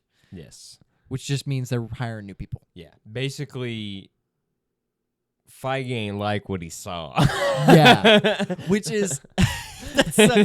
he didn't. I mean, he said, "Yeah, this is not living up to the standards of the Netflix show. We gotta get rid of y'all." It's kind of funny though because we actually know what it looked like, what it was going to look like. Synopsis or whatever. Yeah. It was. It said that they were writing it so the story would be about Daredevil. He hasn't been Daredevil for the past few years, and so the show wouldn't see him don the actual suit until the 4th episode. Yeah. And it would be mostly centered around the law stuff. Yeah. And for that to be mostly what we know, and then be like, yeah, we're actually gonna can it. I don't know. I think the law stuff is pretty important. For Daredevil. So I don't want to see just action. I need that good story. Yeah. And I mean, that's one thing the Netflix show did really well was like it perfectly balanced like his the law, not only like his degree and stuff in law and stuff like that, and like his experience with it. Yeah. But it also helped. They also used it to like add to the story and also add to Matt's character and stuff like that. Right. And Foggy's character, Karen's character. They literally use the law to add on to everyone in the story in general. And it is a focal point of Daredevil, regardless of like, we can't have a Daredevil show just be him in the suit 24/7 beating up everybody. And even in the Netflix show, he doesn't wear the actual Daredevil suit until the last episode. Yeah, like it's like a thing you gotta wait for. You gotta watch him in his like homemade kind of pajama suit. Yeah, and it's like that's kind of the charm though. Yeah, it is. Like I won't lie. When I was on the outside looking in of the Daredevil show and stuff, I was kind of like, I don't know, like the homemade suit's just kind of okay. But when I watched the show, I was like, oh my gosh, this is awesome. It doesn't even matter that it's homemade or whatever. He has really great scenes in the homemade suit. Some even better than in the actual suit. Yeah, exactly. And the fighting stuff with like the bands whipping around and everything, Yeah. It's cool. It adds a different kind of style that you wouldn't be used to if you just are used to red spandex Daredevil, with the tight costume and stuff. It's different. And also a lot of people were like really reacting to he didn't put on the suit till episode 4 or whatever. I don't know like if that's good or bad, really. Yeah, like, that's up for debate, Yeah, it could be bad in a sense, like they like don't touch the crime fighting stuff at all until episode 4, but that kind of seems far fetched, Right. They have no crime fighting until the 4th episode. Yeah, that doesn't make any sense. Or it's like he goes back to the pajama suit. Yeah, he goes back to he goes back to the older suit, which that would be that obviously wouldn't be like that big of an issue. Yeah, it would make, if anything, it would kind of make sense because he doesn't wear the Daredevil suit in season 3. He wears it. I believe he wears it in the first episode or 2. Yeah, but he is mostly in the homemade suit. Yeah, because of Bullseye and stuff like that. Right, and so for this new show to start off with him in the old suit would make sense. Yeah. Yeah, I'm not entirely sure. Really, the only way we would know if that's good or bad is how it would have turned out. Yeah. However, the thing that is very upsetting that they hopefully they still do this is the Mayor Kingpin stuff. Yeah. They said that it would specifically him being mayor would outlaw characters like Daredevil, Punisher, and Spider-Man. They literally kind of called out Spider-Man. They said he would probably be a big mention. Oh my god, that'd be so perfect. I really hope the Mayor Kingpin storyline is where they go, because that sets up King. Like we could see that have an effect in the next Spider-Man. In movie. the next Spider-Man movie, that would be so awesome to see. And there definitely are elements I hope that they keep from the original thing, but it is very interesting that the team, the whole team, everybody's gone. And some people have started to huff the copium a little bit, or the hopium, whatever you want to call it. Yeah. And hoping and praying that they'll just bring back the people that were on the Netflix They already show. said they're not going to do it. Yeah. I don't know. I doubt that this is kind of our hope for Foggy and Karen coming back, or even the same creatives and stuff like that. Those guys are probably not. Yeah. That's also Foggy and Karen. They confirmed the reason Matt is not in his suit and the reason he's not Daredevil, Karen and Foggy would have been killed off. What? Yeah. Which means that they might still go through with that. Yeah. They might still go through with the fact that they're dead. That is the most disappointing thing about it. I thought they were just going to be we're not going to mention them, they just whatever. We could mention them, but we'll never show them. Yeah. Type thing. Even that's not they moved away or something. Yeah. They're traveling. There's so many things you could do there. Even Matt, in She-Hulk, he literally said he was traveling to defend this client that he had.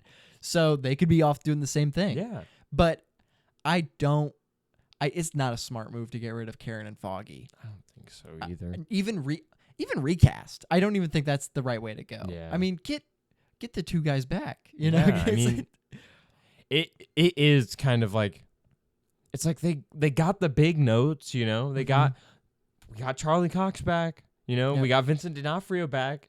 We might get Wilson Bethel back as Bullseye. Yeah, he's been talked about. Yeah, but the side characters, the ones that kind of make the show, they better Matt. They better his character, and they're also passionate about the project as well. They love the project. And good actors. Incredible, both of them. It's peculiar. It's peculiar for sure, but because it's why? Yeah. And are there going to be replacements? I assume so. You're not just going to have Matt with no friends. Yeah. So I really hope not. But it's I just want them back. It doesn't have to be a full. It doesn't have to be a sequel. If you don't want it to be a sequel to the original show, fine. Don't make it a sequel. But just bring everybody back. Yeah. Just because you're missing 2 characters doesn't make this a full reboot. Yeah.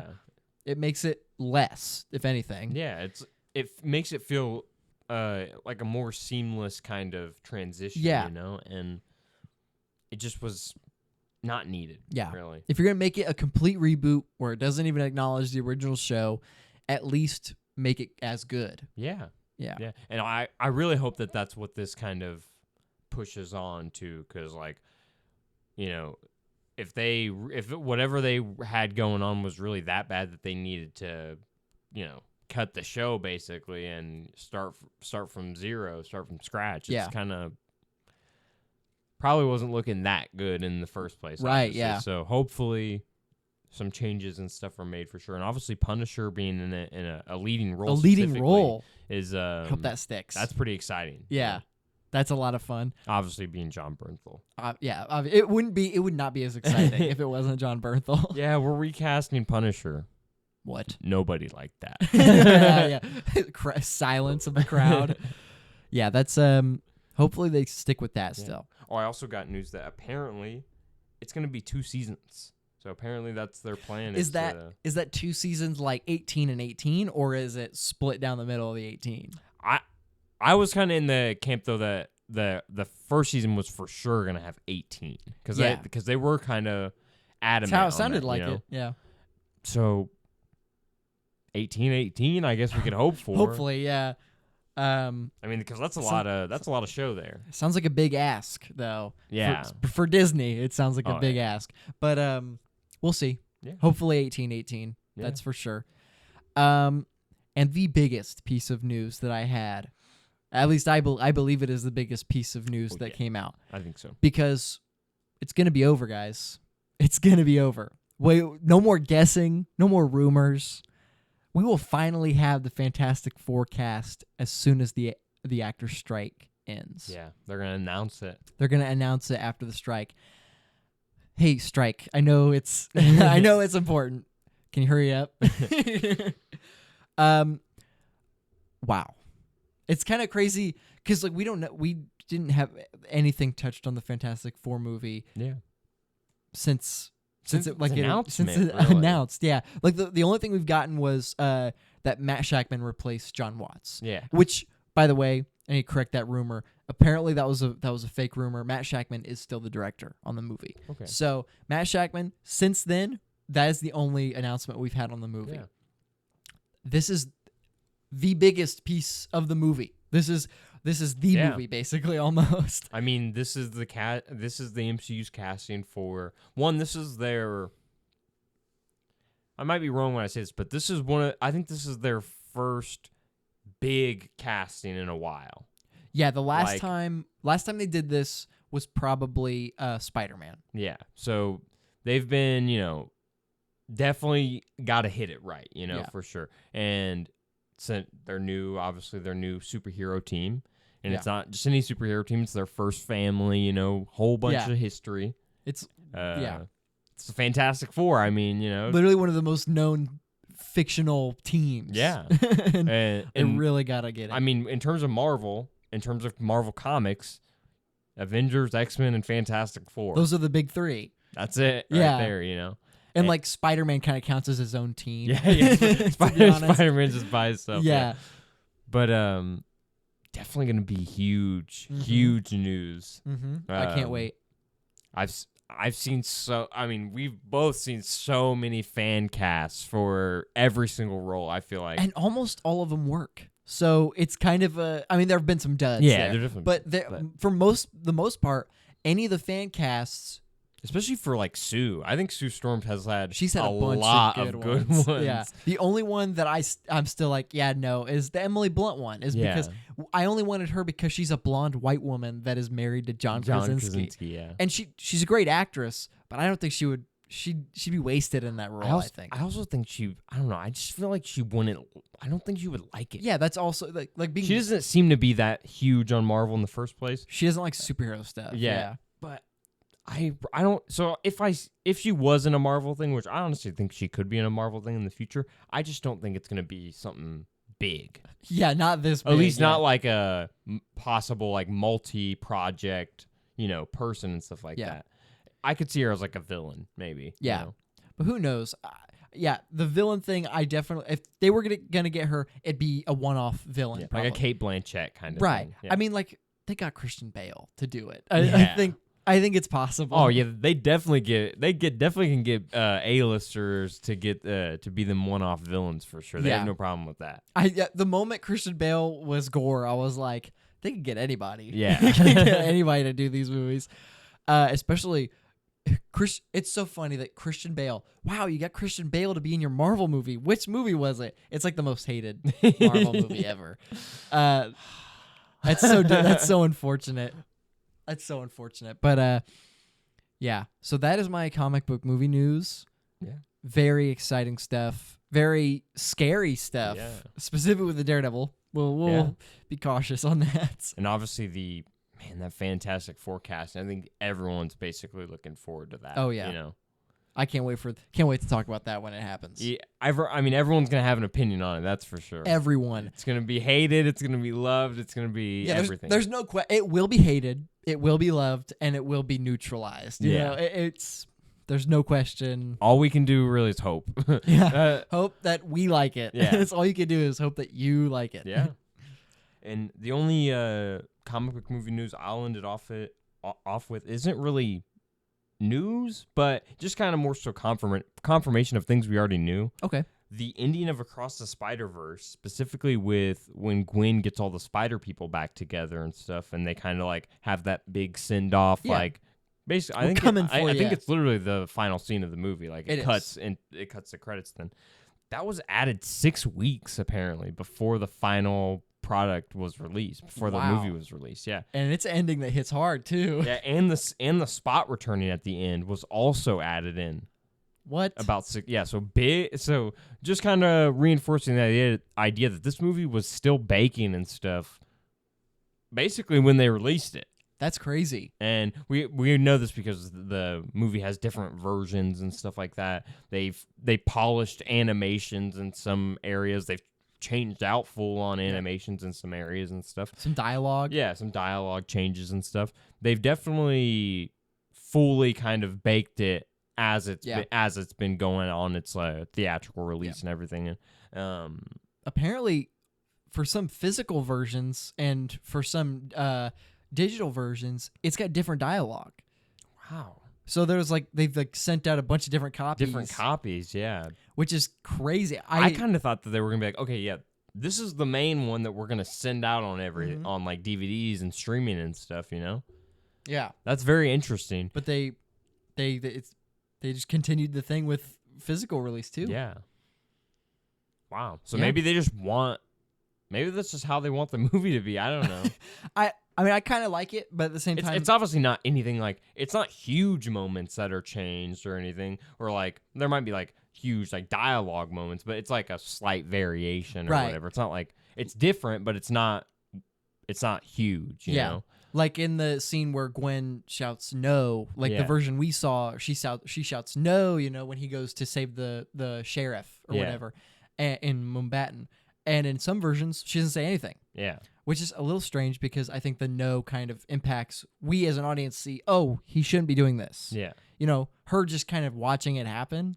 Well, we need to know that this shouldn't be happening. We need to be questioning this. That's the whole point. Yeah. You know? But yeah, it's kind of crazy. 6 weeks, that's not a very long time to get out 2 pretty well animated scenes. Yeah, and those were... Those specifically those later scenes that were added, those were big to the plot. You know, those were like, okay, this is going to impact the next movie and stuff. Yeah. So very interesting that those were kind of added in there later on, you know? Yeah. Which means, do they know what the third movie's going to be about? Yeah. I saw one person go, I like the idea of Nicolas Cage watching this movie and he sees Spider-Man Noir show up at the end and he just goes like, well, guess I'll be in the next one. Guess I'll be getting a call here soon. Yeah. That's got to be fun as an actor that has like played a previous role and then you didn't come for the sequel and then you see your character but there's no dialogue. You're like, well, they're probably going to ask me to come back at some point. That's got to be kind of interesting. Yeah. But yeah. Yeah. That was my comic book movie news there. Well, all right. Well, we've got 2 things to cover today for our reviews.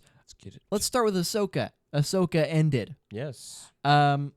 Episode 7. I remember nothing about episode 7. So, because it's been 3 weeks since I watched episode 7. So I remember nothing. Let's just talk about the show in general. Okay.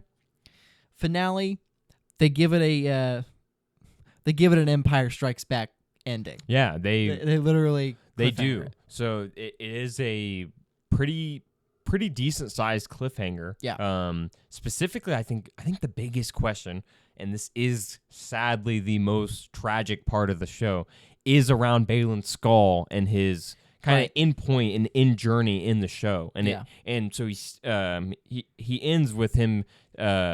He's basically alluding throughout the entire show that he's looking for something. He's like going to something, or he's trying to figure something out. Yep.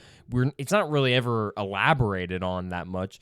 And then he shows up and he's basically not in the finale a whole lot either. He's in one scene. Him and Shin. I think that's the name of his. Yeah, Shin Hati. They are both not present that much in the finale of which is wild. of the last episode of season 1, and he's in, I think I don't know if it's the final scene, but it's one of the final scenes. It's one of them. Of him standing on top of the Mortis god. A beautiful shot. Yeah, of him he's on the statue of the father of the Mortis gods, which are gods that are introduced in the Clone Wars, and they essentially are a father, a daughter, and a son that represent the light side, the dark side, and the balance in the Force. Oh, okay. The father represents the balance of the Force, the son represents the dark side of the Force, and the daughter represents the light side. Okay. The daughter's statue, interesting enough, in the scene is destroyed. Okay. So not sure what that's very not weird. Sure what that's referencing really, but it feels somewhat like either where they're at specifically or what's coming or what is currently in the universe. There is possibly not a balance right now. Yeah. And it's not in the way that we think, because Ahsoka takes place after Return of the Jedi. This is after Emperor Palpatine and Darth Vader have died, and the Sith are basically no more until, the later movies and stuff, the sequels. So it's very interesting that the show is kind of alluding to the fact that the light side of the Force is what's lacking. Right. And the dark side and the balance is still what's thriving in the universe, despite us kind of feeling like Luke Skywalker saved the day, the Empire's destroyed. Yeah. But these people are still thriving and stuff. Maybe that's more so hints towards Thrawn. Maybe that's a hint towards Balin, Yeah. But the tragedy about this is obviously Ray Stevenson, who passed away. He obviously, at least I was kind of hoping that he wouldn't have this kind of ending that he had, where it's an ending that's left open-ended to where he doesn't get the opportunity to realistically resolve or conclude his own character. Yeah. It's going to have to be a recast, or you just simply throw Balin's skull out, which the way they ended it, it doesn't seem like throwing him out is really an option. It doesn't, because they're leading towards something. So it seems like he's probably going to get recasted. Yeah. I would imagine. It seems like the most likely option. I'm just going to throw it out there. Russell Crowe. That's a big actor for him, but he would obviously rock that role. They have similar facial features. They're of similar stature. I think he could easily kind of pull that off, but it is very unfortunate. Yeah. That's such a cool character. Oh yeah. Such a very interesting character. Arguably the best thing about the show. Yeah. I mean, the ending point of him specifically is a very it got one of the biggest reactions out of me, because I was like, yo, they got the Mortis, because like the Mortis gods, they appear in one Clone War episode where Kenobi, Anakin, and Ahsoka get trapped on the planet Mortis, and they basically have to deal with this conflict between the father, the son, and the daughter. And they all there's literally, I'm not even joking, there is literally in the episode, Anakin basically gets like persuaded by the dark side. It literally foreshadows him becoming Darth Vader, obviously. Really? Obviously, this is after he becomes, it's known that he becomes Darth Vader and stuff. Yeah. But in universe timeline-wise, Anakin literally had a foreshadowed moment of, becoming. Yeah, this is what he could look like as Darth Vader and stuff like that. Yeah. He even gets visions of it. He literally gets a vision of Darth Vader, and his mask appears and smoke around his head, basically. But their memories are erased after they leave the planet. So that's why Anakin in episode 3 is not oh, I should be worried about turning into the dark side. Yeah. It's not a thing, because their memories got erased, so they don't remember the planet itself or anything like that. But we as an audience know. We know, yeah.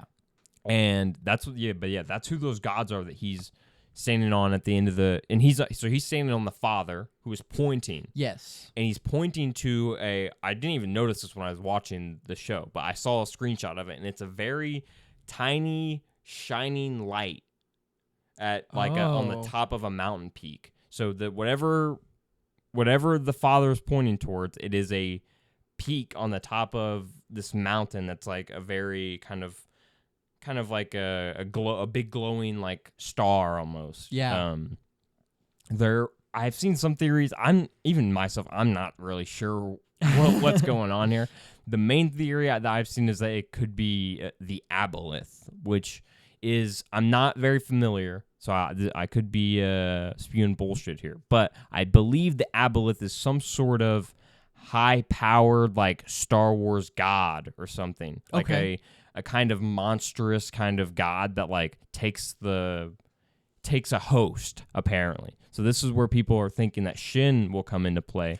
Oh. Is that Shin will end up being the host of this aboleth god. And the only like pictures I've seen of this, it's a very like creepypasta kind of Star Wars thing where it's like a blonde, at least the illustration I saw was like a blonde woman with like blacked out eyes, and then do you know Melina from Mortal Kombat? Almost a Melina kind of mouth situation. Yeah, very, pointed, jagged teeth and like a elongated mouth and stuff. A very weird looking, like not Star Wars really, like looking god. Right. It feels like very big stuff. I'm really not sure if that's where they're going with it, because that does feel huge. Yeah. To like be like, oh yeah, this god is suddenly here in the Star Wars universe. But maybe that's where they're going with it. I mean, almost gives like eldritch kind of horror. Eldritch horror, yeah, it's definitely eldritch horror for sure. Very interesting. That's kind of how I felt about the entire that planet that they were on. It did not feel like Star Wars. Yeah. Star Wars to me is supposed to feel more storybook almost. Yeah. Very like Jim Henson almost. Yeah. Like just very fantastical. And this place was very gray and like evil feeling. And I think that, I mean, that's part in reference too, because I mean the bad guy, like it is kind of like Empire Strikes Back. The bad guys get away. Yeah. I mean the bad guys win technically, because the good guys, they were trying to kind of get all their friends together, but also stop Thrawn from coming into the back into the galaxy. He came back into the galaxy. He left. Yeah. And I mean, we're presumably going to see him come back into the galaxy. Probably the villain of the movie that they want to do. Yeah, the heir to the Empire movie, I with think. Like Mandalorian and stuff. Yeah. They want to have a Mandalorian movie with Ahsoka and stuff. I honestly think that that's definitely where they're headed to, because they set up Bo-Katan with Mandalore and stuff like that. Maybe we see like Thrawn try and take over Mandalore or something. We see like a big battle. Another war for Mandalore kind of situation. I think they've definitely been setting up like a lot of these pieces for this movie and stuff. And also the Dathomir kind of witches went with them as well. Yeah. And they're presumably some sort of agreement that they've made or something. I imagine that the Night Sisters aren't just like helping Thrawn out for the sake of it, Yeah. I imagine he's promising them something in return. If he actually comes through with that promise to them, doubt it. I don't know. I kind of see them probably end up being getting the short end of the stick with whatever deal they're coming in. But we had a promise. I'm the bad guy. I'm the bad guy of the show. You made a promise to the bad guy of the show. Yeah, that's not happening. But no, all in all, Ahsoka wasn't bad. I don't think it was bad. I think my issue with it is that it doesn't feel like an Ahsoka show. Yeah. It feels like, hey, Rebels fans, come watch our sequel to the Rebels show. You definitely get that for sure. And like Ahsoka, a character I'm not even that familiar with. Like I didn't watch Clone Wars. I haven't seen Rebels, so I have no idea. I just know that she is Anakin's apprentice. Yeah. And so I was interested. Okay, I want to see this character. And I got Sabine and what's his face? Ezra. Yeah, I got the Sabine and Ezra show. I enjoyed what was Ahsoka and what Yeah. was her story, and even her and Sabine and stuff. Yeah. But when it left and tried to be a Rebels sequel, I was like, I don't care. Yeah. I don't give a fart. Like Yeah. I don't care. I think that I don't know. I think that they tried to bring Ahsoka back into play and stuff in the finale, but I feel like that they kind of already like allocated too much. Like they kind of left her out too much. Like she barely does. She spent too much time getting to the planet with like Ezra and Sabine on it, and then getting to them and stuff like that, and actually like having an impact there. You know, and yeah, that definitely was a problem. In the overall show was the lack of focus on Ahsoka. Yeah. You know. And the last episode's a lot of fun. It's a lot of action. Yeah. And it's very entertaining. Yeah. It is kind of I honestly like I had to laugh because at the end of the episode when Thrawn gets away and stuff, they're like, "What are we going to do?" And Ahsoka's like, "I don't know. We're just going to stay here. We're just going to, not our problem now." Yeah. I was like, man, that's so weird and funny. Yeah. But I enjoyed it. I enjoyed where it was like really trying to be an Ahsoka show. I enjoyed it, but I don't know. I don't remember most of it. I'm already at the point where I like forgot all. There were honestly quite, especially in the finale. I think that the finale was like there were a decent amount of like really the finale and kind of feels like the rest of the show where there were a decent amount of moments where I was like, this is actually really like good. Like I like what they're doing with Ahsoka's character and like expanding, especially when they got into like her backstories and stuff like that. Expanding upon that was good. And when they were laying that groundwork, that was all good. And then there are just moments where like they don't do anything or like nothing built. Happens. Like no one's getting like character. It's not like oh, this is boring. There's like story happening and character development. No, it's like there's just not really any of that. It's just like people talking. It should have been a movie going in circles and stuff. This show, like Obi-Wan, it feels like this should have been a movie. Why is this 8 episodes long? I feel that too. Yeah, like everything that I remember about the show could have fit in a 2-hour movie. I agree. I also think though that the finale, I don't know. I think that some of the action in the finale is fun, but some of it is boring as hell. Yeah, too. some of it's boring. Yeah, like I don't know how you feel about this, but I was not really a fan of like the undead like trooper kind of stuff. Dumb. Like when they started getting up, I was like, this is boring, bro. They just turned into zombies. Yeah. Like, and they couldn't even do anything to them. They couldn't use their blasters anymore. They just came at them like slow, and it's like, you're a Jedi, bro. They're not touching you. Force them back. Yeah, like, bro, and oh my gosh, no one using the Force when there's like gangs of enemies right there. I'm like, bro, shove. The one thing that like Star Wars is built around and you don't use it. Especially when Ezra for like the whole episode doesn't have a lightsaber. His whole thing is like his whole thing's like, yeah, I only need the Force to fight these guys. And he does for a little bit. Yeah. And then he doesn't for a while. And then he gets a lightsaber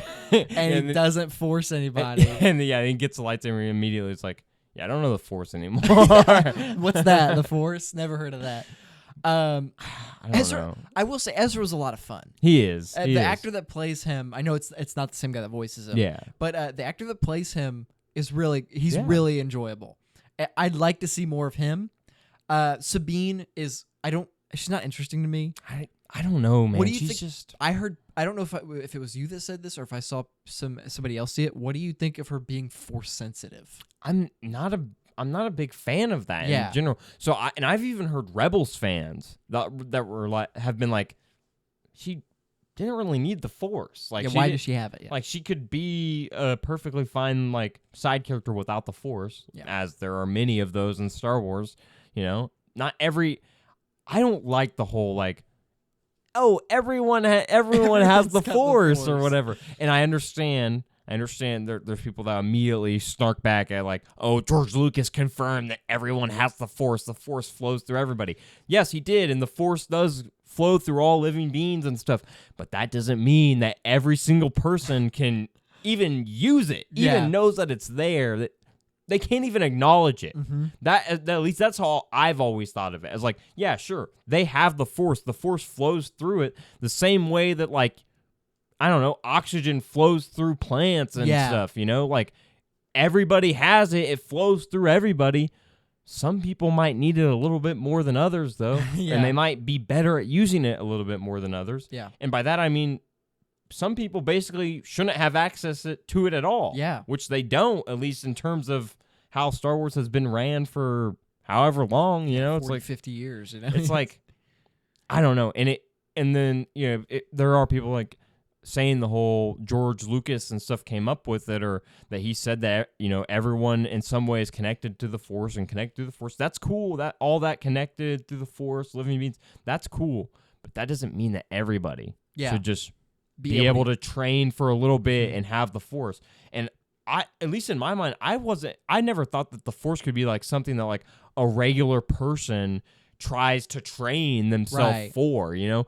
I kind of thought that you had to be kind of naturally gifted in some way. And then you like basically have to train from the time you're a kid up till now. That's why I feel like everyone has such a big problem with Rey in the later movies, is because we're shown that Jedi training takes time. Right. Anakin throughout the 3 prequel movies, he's at different stages in his life, basically. Yeah. He literally grows up, and we're shown like his Jedi skill progressing to what it becomes. And it's a big problem when like you can just like train for a week or a couple days or whatever, and there's not really that much passage of time, and you're like going somewhere in the Force. When how does that make sense when a Padawan your age, they can't do that, or they can't do either what the extent of what you're doing, or maybe it's just as good when they've been training their entire life. Yeah, it's kind of like, I don't know. I know I'm not a humongous Star Wars fan. I don't know much about it.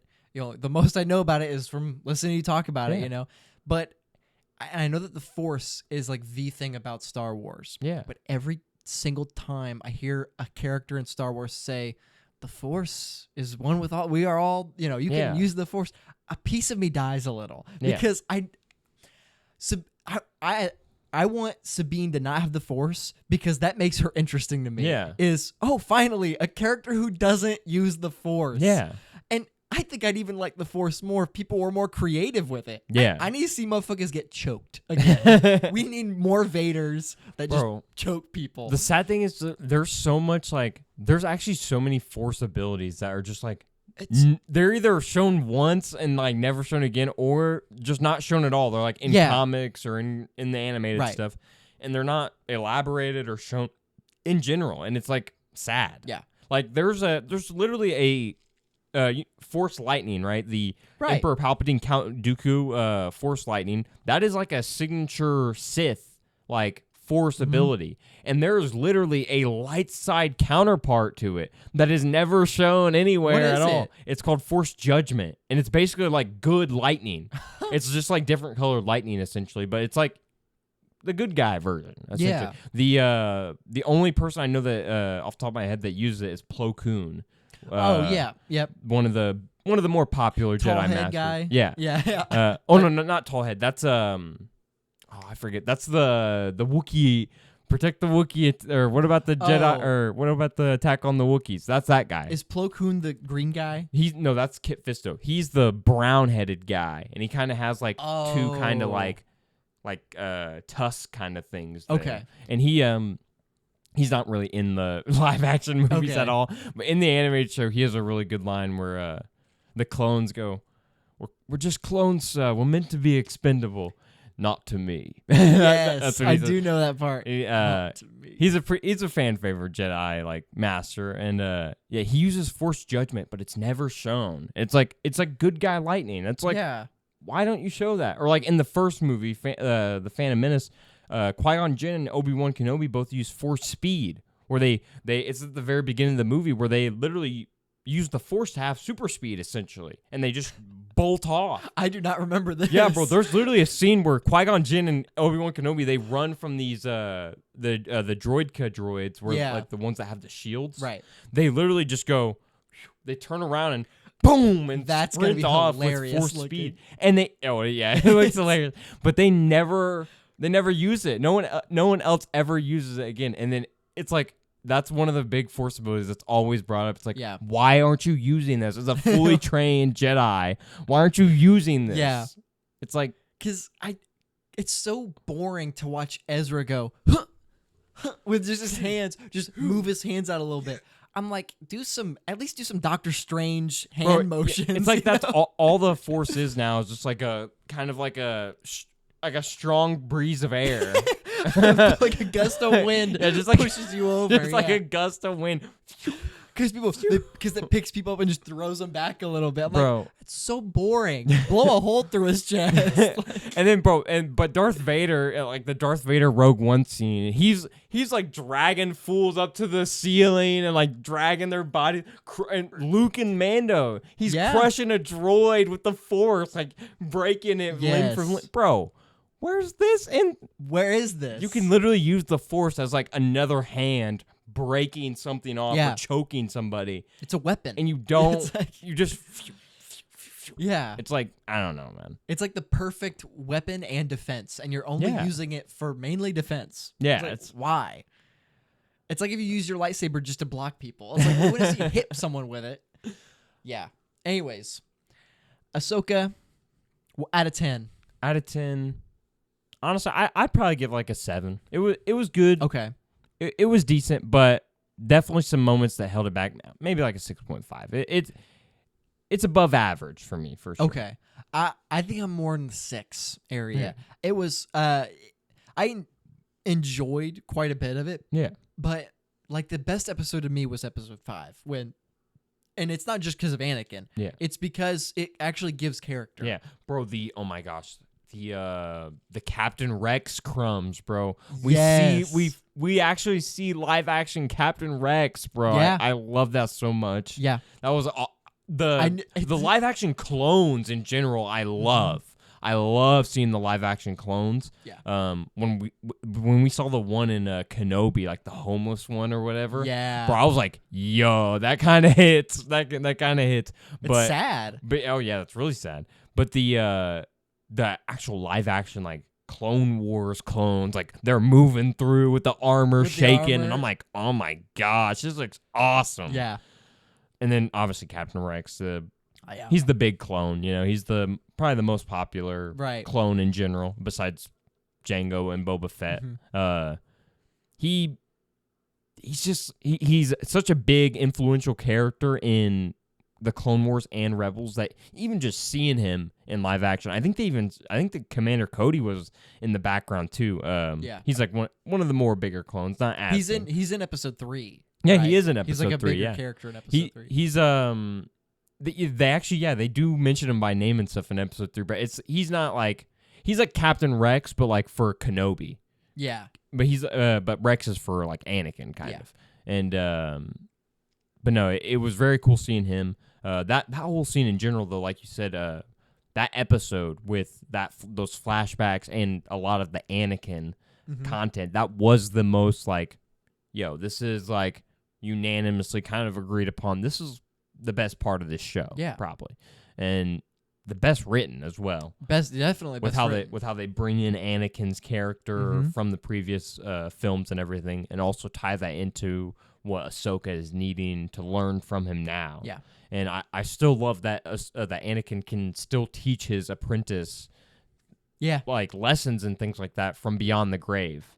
I even saw someone say that he now has the power that he sought from Palpatine, the power to in some ways save his loved ones from dying.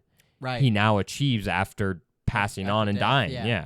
And he can do that by, you know, verbally communicating and kind of physically fighting a little bit his apprentice or maybe his son if that ends up happening, and you know, make them stronger, make them better, and improve their abilities with the Force, with their lightsaber, and also with themselves. Just Right. like, getting true to themselves and feeling good and stuff. And I think that's really cool that they still can make Anakin that relevant and stuff in what is kind of his story a little bit. I mean, yeah, it is. Ahsoka stems from Anakin and Yeah. his story and stuff like that, which stems from Darth Vader and his story, which is kind of what Star Wars is. Yeah, and Star Wars literally is Anakin. Yeah, it's the rise and fall of Darth Vader Yeah. and Anakin Skywalker. I mean, that is what it is, and it is always nice, I think, seeing Hayden specifically back, but he looks really great in Ahsoka. I think He looks awesome as the episode 3. It's like the return of the long hair kind of version. Yeah. And then also the Clone Wars Clone version Wars, with the armor. I love the short hair too. It really works with him. Yeah, it looks great. And the armor works. Everything works perfectly with. He's just perfect. He is the perfect Anakin Skywalker. So let's just forget that the prequels happened. Let's just make a movie about Anakin anyways. Yeah. Like, even if it doesn't fit. I honestly think that the way to do it is making like a Darth Vader. Yeah. Darth Vader focused like either show or movie where Hayden is like super prevalent in terms of like the Vader makeup and stuff like that, because you can have scenes with him like with his helmet off in his chamber and stuff, and you would obviously probably have a lot of flashback scenes and stuff. So that's a really good opportunity to have like a lot of Hayden Christensen if they really want to use him, which the fans definitely want to have him back and stuff. Basically any chance we can get him at this point. Yeah. But no, what Dave Filoni and stuff did with, he made some interesting decisions with Ahsoka and stuff. He tried some stuff. I can at least say that I feel better about Ahsoka than I do. I really, overall, I think I feel better about Ahsoka than I do like the Kenobi show and like Book of Boba Fett and stuff like that, because the lows of those shows are very low. Yeah. But the low of Ahsoka isn't as low. That's fair. Yeah, I'd say that's pretty fair. The lows of Obi-Wan hurt because it's like this could have been. Like the Leia like chasing scenes through like the forest or whatever. That I remember that scene, bro. That comically terrible. Like I remember her like dodging the people or whatever, and I was like, oh yeah, this just. There's a scene in when Flea from Flea from Red Hot Chili Peppers is chasing her through the woods, and she like ducks under like a very thin like twig. Yeah. And the guy hits it and he falls over. Yeah. I was like, this is terrible. This is the worst thing I've ever seen. Yeah.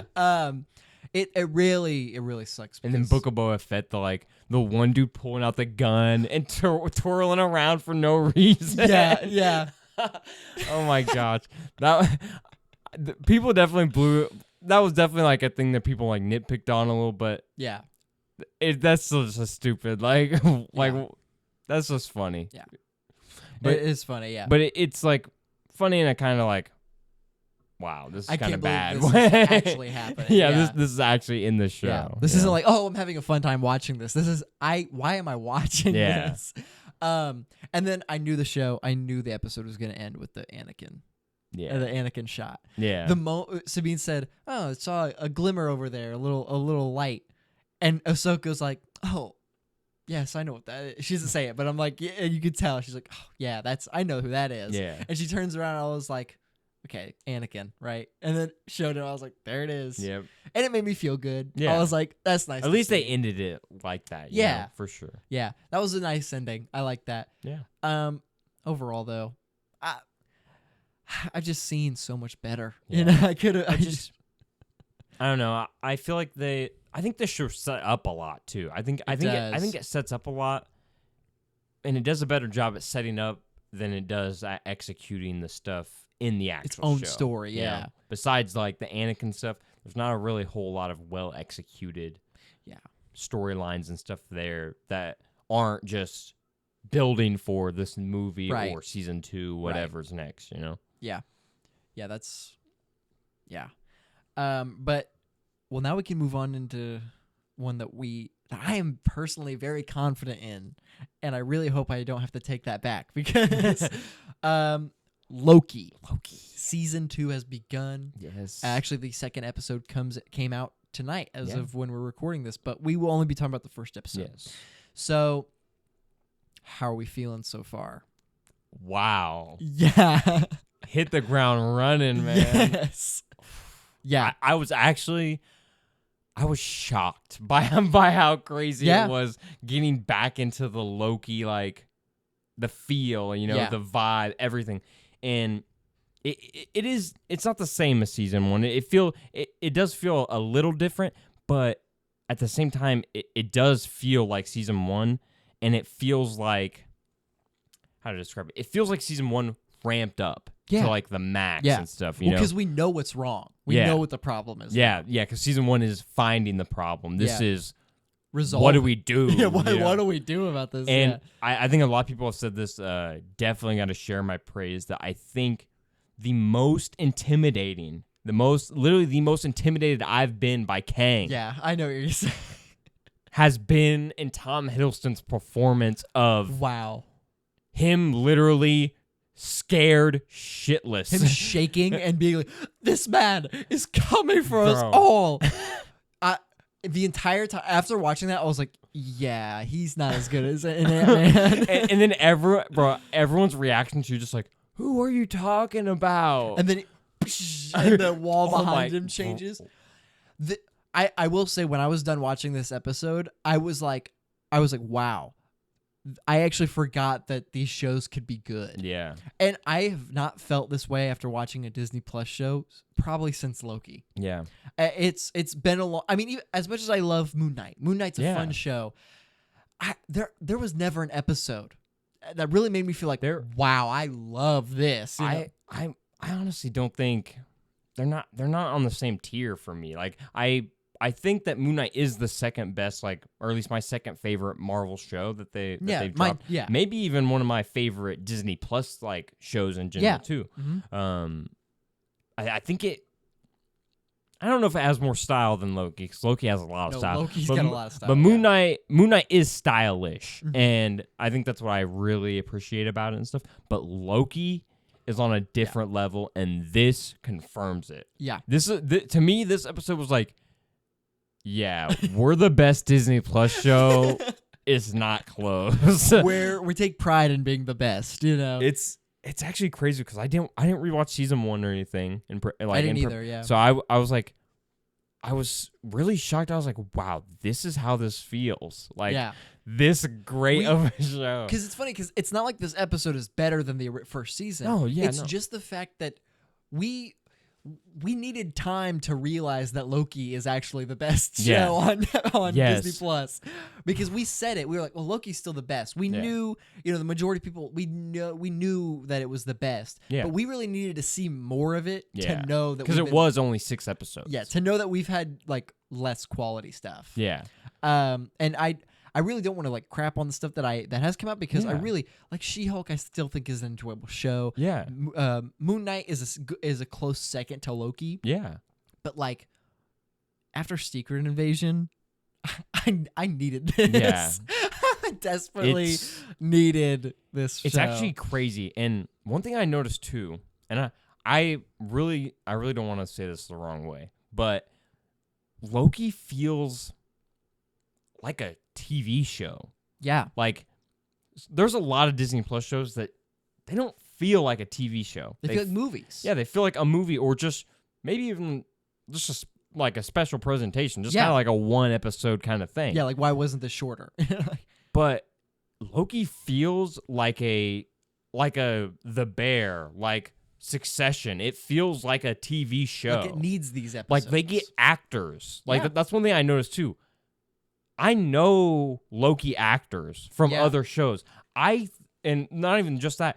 There are Loki side characters that are giving top tier, like top notch performances, bro. Yeah. I'm like, they got a Game of Thrones actor in the first episode of season 2. Who? She's the like war general woman of the TVA. Oh, is it the smaller lady? No, not the smaller lady. She's like the military. She's the one that's like like clearly like evil or whatever. Yeah, she's like something's evil, going on with her and that bro, agent. Yeah, she's in Game of Thrones, bro, and I was like, oh my gosh, she's like an actor, bro, like stage actor, all that stuff. Yeah, and I was like, wow, man, these performances by these even just like the even just some of the other like TVA side characters and stuff like that. In general, they all just kind of like no one's given like a. If it really feels like everyone collectively was like, yeah, let's all give our best 24/7 for this show because it feels that way. It does feel that way. It feels like everyone's going ham. It does. You can feel the difference in this and like past things. Yeah. Like even watching Ahsoka felt like work. Like not that I like hated it, but it felt like I'm watching this so I can talk about it. Yeah. But Loki feels like I'm watching this because I like it, you know? and I want to talk about it, but mainly because I want to watch it. One thing that season 1 of Loki did so well was it had people think. Like it had people like actually going like, yo, who the hell is behind this? Yeah. What is going on right now? Mm-hmm. Bro, I found myself going, what is going on right now? So many times throughout the episode, bro. I'm not even joking. One thing that really got me was the camera work of the episode. Yeah. Bro, the like very obscure zoom ins, bro, where they're like zooming in on like the floor at like an off-centered angle or whatever. Or someone's like forehead. It's like not even their full face. It's just like a part of them. I'm like, bro, who made this? Who made this? Yeah. Bro? What did you take before you made this? This is so strange, so obscure. Yeah. But I love it at the same time. Yeah. You know, it's so because the show like story wise, it's so out there. So we don't know what's going on, and I feel like shots like those just they add on that sense of uneasiness for me. Yes. They make me really feel uncomfortable, and I have to guess what's going on. I have to stay on my toes. Yeah. And it's really good. Yeah. Man, it's so good. And this is what I love. I talked about it in like very little a while ago. Yeah. But what I love about Loki is that it is the most disconnected from the MCU, which then in turn it gives it no pressure. Other than it broke open the multiverse, and now it's dealing with Kang. But other than that, it has no real impact on our characters. Yeah. You know, we don't have to look out for Loki in the next movie. We don't have to watch Loki to be like, oh, well, now I got to watch Ant-Man or watch Loki to watch Ant-Man, you know? Yeah. This show is very much, it affects the outside world, but how I describe it and how it feels to me is the behind the scenes of the MCU. Yeah. It is like literally the like what's going on off stage kind of thing of like the main story. I think I genuinely think that Loki so far has been the most important multiverse saga project. Yes, like, it has been. It easily has it wasn't the first, but it started like a huge surge in the popularity of the Disney Plus shows and everything like that, which have been a big thing in Phase 4 and 5. But Loki season 1 being in Phase 4, now season 2 being in Phase 5, they both kind of we don't really know, as much about season 2 yet, but it feels like they both kind of are going to define those phases a lot in terms of what we're going to see in terms of the peak of those from those phases of movies and TV shows and projects in general. And not only that, but Loki, obviously, like you said, deals maybe the most with the multiverse. Oh, and, I mean, it literally is taking place like outside of like the multiverse and stuff, and like they're traveling it. The whole thing is multiverse, you know? It has to be. It can't not be, you know? Yeah, and it's what broke everything open. We know that. Obviously, are the main characters, main heroes that we know, they don't know that. They don't know that, yeah. But if anything, they're gonna blame Spider-Man. Yeah. But we know the pieces and stuff, where it all like leads to, who started everything and stuff. We know this, right? We know how big of a decision what Sylvie did in the finale of Loki, killing off He Who Remains, we understand the impact of that. Yeah. Now that we've seen it play out, kind of, and we literally have gotten kind of a preview of that, kind of with Ant-Man Quantumania, seeing Kang and stuff like that in person. We are now getting like that "see you soon" promise. We're like, okay, he wasn't really playing around. Yeah. And obviously, I'm sure Loki season 2 is going to expand upon that even more. But wow. I think that we should just have the Loki creative team work on everything that has to do with Kang, because they really make you feel like it's a threat. They really make you understand how bad it is. Like I'm really hyped to see like the Kang variants and stuff now in Loki and how they treat them. Well, it's also the question of Jonathan Majors. Yeah. It's also like how's that going to play out? We don't. I mean, we'll have to wait and see. But we know he's going to be in this. He's going to be in it, but we don't know after that. The future is definitely uncertain for him and what's going on there. Yeah, but this show still came out, which means they still want Kang to be the villain. Yeah. So we'll see. But now the actors. Wow. Ke Huy Quan. We got our boy back. Yes. And he feels as OB. As OB, yeah. Ouroboros. Ouroboros. Yeah. That trio, Tom Hiddleston, Owen Wilson, and Ke Huy Quan. What a fun trio. They honestly, they feel like who this season should center around, kind of. I really hope OB is more than just a side character. I do too. I hope he's the third main character. He was so, from the moment he got introduced till, I had a smile on my face. Yeah. But from the moment he got introduced till literally the final like scenes and stuff, I love Ke Huy Quan's performance and stuff in the show itself. Yeah. And not always, he is that kind of like, just kind of like a funny, kind of quirky guy, And I think they even twist that a little bit with Ouroboros, and specifically how they portrayed him with like Loki going back in the past and stuff and talking like the past version of him, and then Owen Wilson's talking the future version of him. That was a pretty funny bit. That was fun, yeah. But also him getting like serious and stuff towards like the end of like, no, you have to get back to the doors and stuff now. Yeah. You have to give up. He literally shut the doors on Owen Wilson and stuff and was like, sorry, man, he's not coming back. You gotta come. And obviously that's a really like big moment and stuff. Loki comes crashing in. Yeah. Huge moment in the episode. But no, I was like, wow, Ke Huy Quan really coming through with the performance and the vibes and stuff. Yeah. And what I love is that he doesn't feel like he feels like Waymond from Everything Everywhere. But it's not like the same performance. Yeah. It's not like he really showed like he's a character, you know.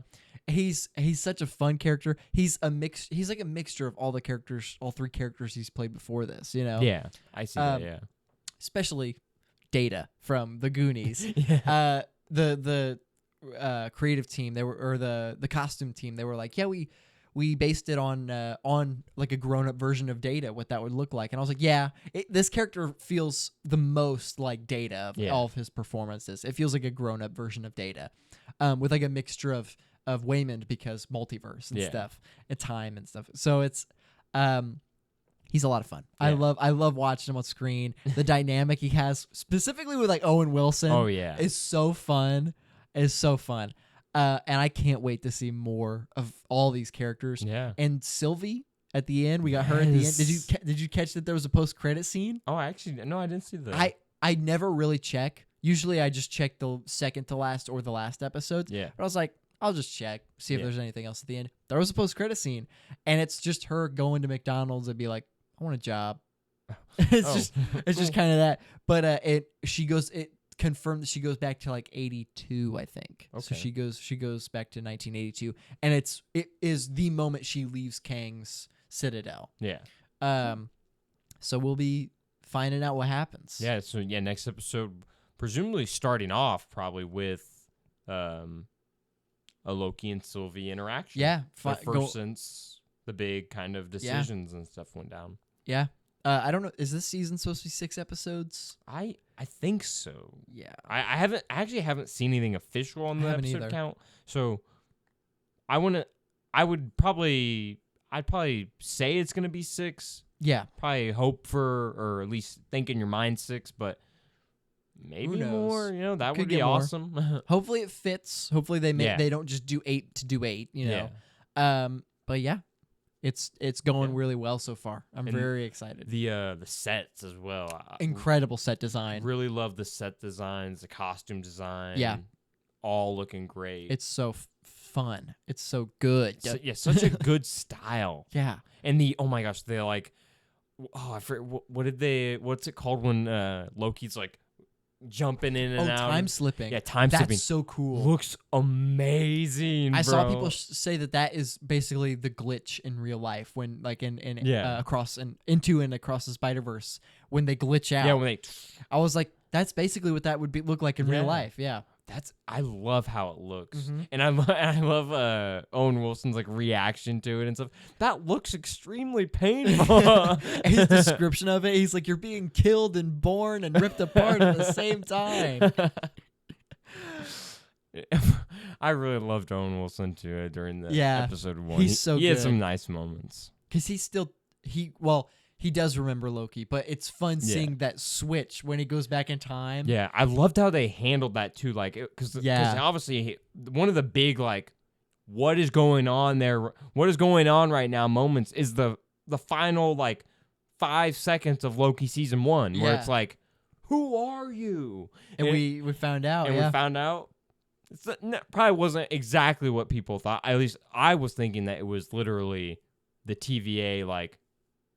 Forgot him, like what erased erased his over. purpose or erased who Loki was or whatever specifically. But I like that we're seeing the past version of something that does not follow time. Yeah. Which is like, okay, how does this work? And that also makes sense with what we've seen stuff like about like the statue of the timekeepers being the statue of Kang. Yeah. We know now obviously that's not like the Sylvie killing He Remains and then Kang replaces the timekeepers. No, it's just that's the past TVA. They once just openly had the statue of Kang out there, Right. And eventually over time it became the timekeepers because secrets and stuff. Right. But Loki's off to a bang. A really good bang. And very excited to see where it goes from here. So many questions, so many so many questions still, yeah. I feel like this will definitely be a show that our theories and stuff weekly will have to be something that we're bouncing off each other. Oh and yeah, stuff, for sure. Oh yeah, for sure. And I think this is, if season 2 is as good or better than season 1, that this definitively makes it the best Disney Plus show because so far the only things that rival it have one season. Yeah. And if this has 2 seasons that are just as good as each other, or one is better than the other, or this one being better than the first, it would be the best Disney Plus show. To me, I think the main competition is Mandalorian. But my thing with Mandalorian is they have clearly season 3 at least is clearly a down season for Mandalorian specifically. Some say some aren't the biggest fans of season 2. I thought season 2 was still really good. Oh yeah, I think season 2 is just a little bit weaker than 1. Yeah. But 1 obviously that's like the magic and stuff that they haven't captured and stuff. But I don't know. Loki season 1, Mando season 1, very, very good TV shows. Yeah. They're probably about equal for me. Yeah. But I wouldn't be upset if someone gave it to Loki over Mando. Yeah. Especially if Loki season 2 fully has maybe even better season than the first season, then it would make sense for Loki to be the best because Mando went down in quality with its second season. Loki went up. Yeah. So and it's the only or even stayed the same. Yeah. Yeah. And it's the only thing that has, besides Loki, it's the only thing that has multiple seasons so far. I think that was the first Disney Plus show. It was the first, yeah. So we'll see. We'll definitely see, yeah. We'll keep talking about it as it comes out. For sure.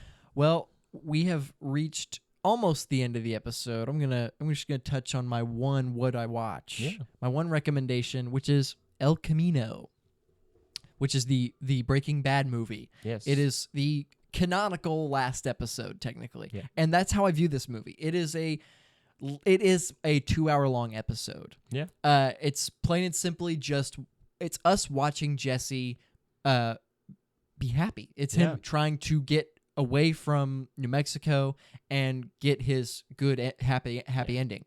To me, this is like the resolution of the story. Yes. It's even Better Call Saul included. I feel like this is the true right. Yeah. This is where it ends. Yeah. Because even I know that Better Call Saul has elements of the future of where Saul goes. So it technically does too, but which I guess I have to watch Better Call Saul where that goes. But El Camino is also in the future, also kind of in the past. But I would still consider whatever happens with Saul in the future that we see in Better Call Saul. I would still consider that.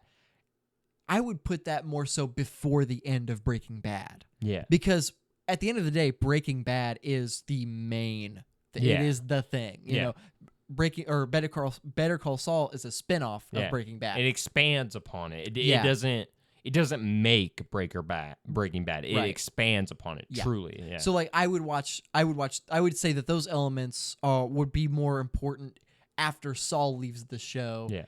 And before Walter dies. Yeah. So watching those because watching Walter die is much more important, I would say. Yeah. And then Jesse not dying, he doesn't die. Yeah. Jesse getting his happy ending is the kind of final cap on everything, because you don't need it. You don't need to see it because you know that he got away. Yeah. Things were ended. Yeah. But it's just nice to see that he did get a good ending. He is happy. Yeah. As happy as he can be, Yeah. And I don't know. The movie itself, it's not perfect. I gave it an 8.5. It's slow moving at sometimes. But sure. And treating it as a movie by itself, it is weaker than the show. Yeah. But implementing it into as if you were to watch it as the ending of the show, the show remains a 10. It just makes the show better. Yeah. And that's how I view it, as just a really long episode. Yeah. And it perfectly kind of concludes any questions we might have had. Yeah. That's what I think is so kind of vital. Vital about the essence of what makes El Camino, Breaking Bad, Better Call Saul really work is that Breaking Bad is obviously the most acclaimed. It's the most acclaimed out of all three. It's the most popular out of all three. And it is its own thing. It truly can be watched start to finish, and you can get a good resolution with how it ends. The best resolution. Yeah, with how it ends. Even with Jesse, for example, driving off, kind of getting away. That is still a good resolution because it doesn't have to be spelled out, and that's why that show specifically, his ending in that show works. And then El Camino is you don't have to watch this by any means. You do not have to watch this, but this is the resolution of Jesse Pinkman. Yeah. This truly shows you what you wanted to see. It shows the happy ending. It shows the ending that people thought that Jesse deserves and that he does deserve. He does deserve, obviously. And it's very, very, very nice. It's all, it all is perfectly wrapped up in a nice bow. Yep. And is a very beautiful present. Yeah, it is a very. That's actually that actually reminded me of how I describe this movie, which is it is the dinner mint that comes after the big meal. Yeah, it is. It's it's there. You can eat it if you want. Yeah, throw it away. You don't have to do anything with it. Yeah, but it's not gonna hurt you. Yeah. And if anything, it'll give you some sort of it'll make your breath smell better. Yeah. It's that's it. And that's how I feel about this movie is it's not the meal. It is not the main course, but it's to treat you after you're done. It's you had a tough go. Here's something nice. Yeah. Something nice that you want, that we wanted, and that all in all makes the show better. Yeah. And if you rewatch the show, you don't have to rewatch the movie right after every time.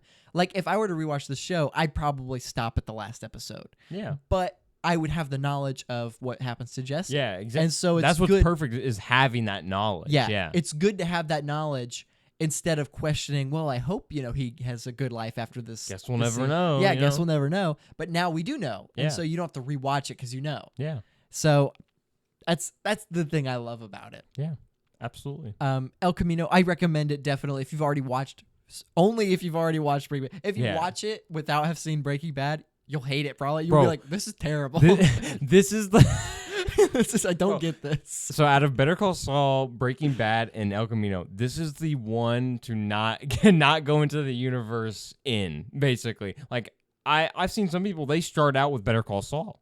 Some people start out, obviously most people start out with Breaking Bad. Yeah. I could not see you start out with El Camino. Yeah. That would be a very ass backwards way. That would be the worst way to do it.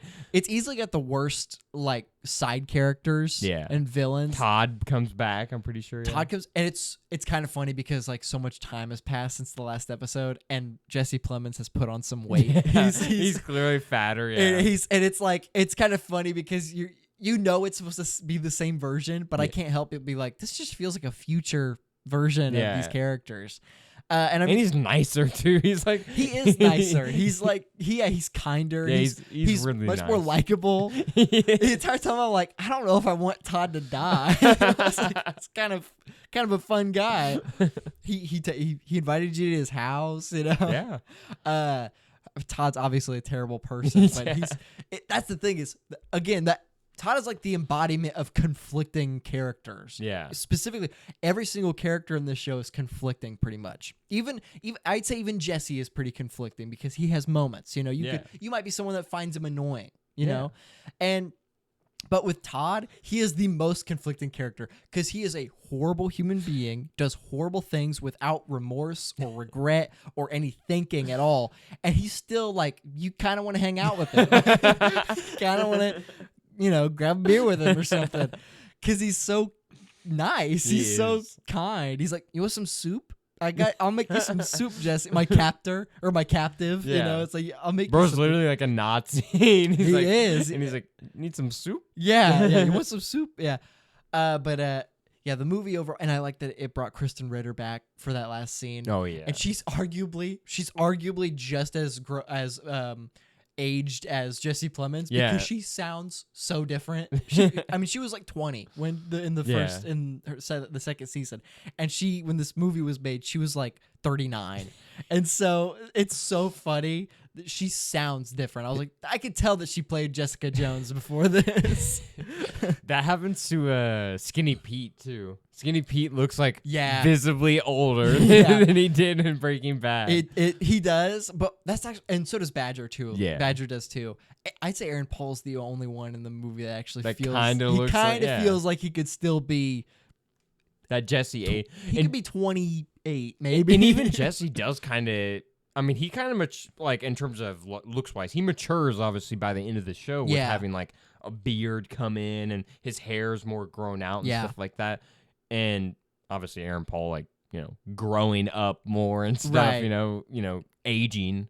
Literally, obviously going to make him look older and stuff, but he still looks at a good age, at an appropriate age. Well, you know? And he also doesn't look like, it's not like a Jesse Plemons situation where he looks, you know, like drastically kind of different from what he used to look like. He's put on a bunch of weight. He still looks like Jesse, you know? Yeah, he looks like Jesse. Yeah. And that's I don't know. It's just a fun. Yeah. It's fun. It's fun. It's just an enjoyable, nice piece of knowledge. Yeah. You know. Definitely not a necessary, you know, thing that you have to watch. But I feel like it's one of those things that like, you just watch Breaking Bad.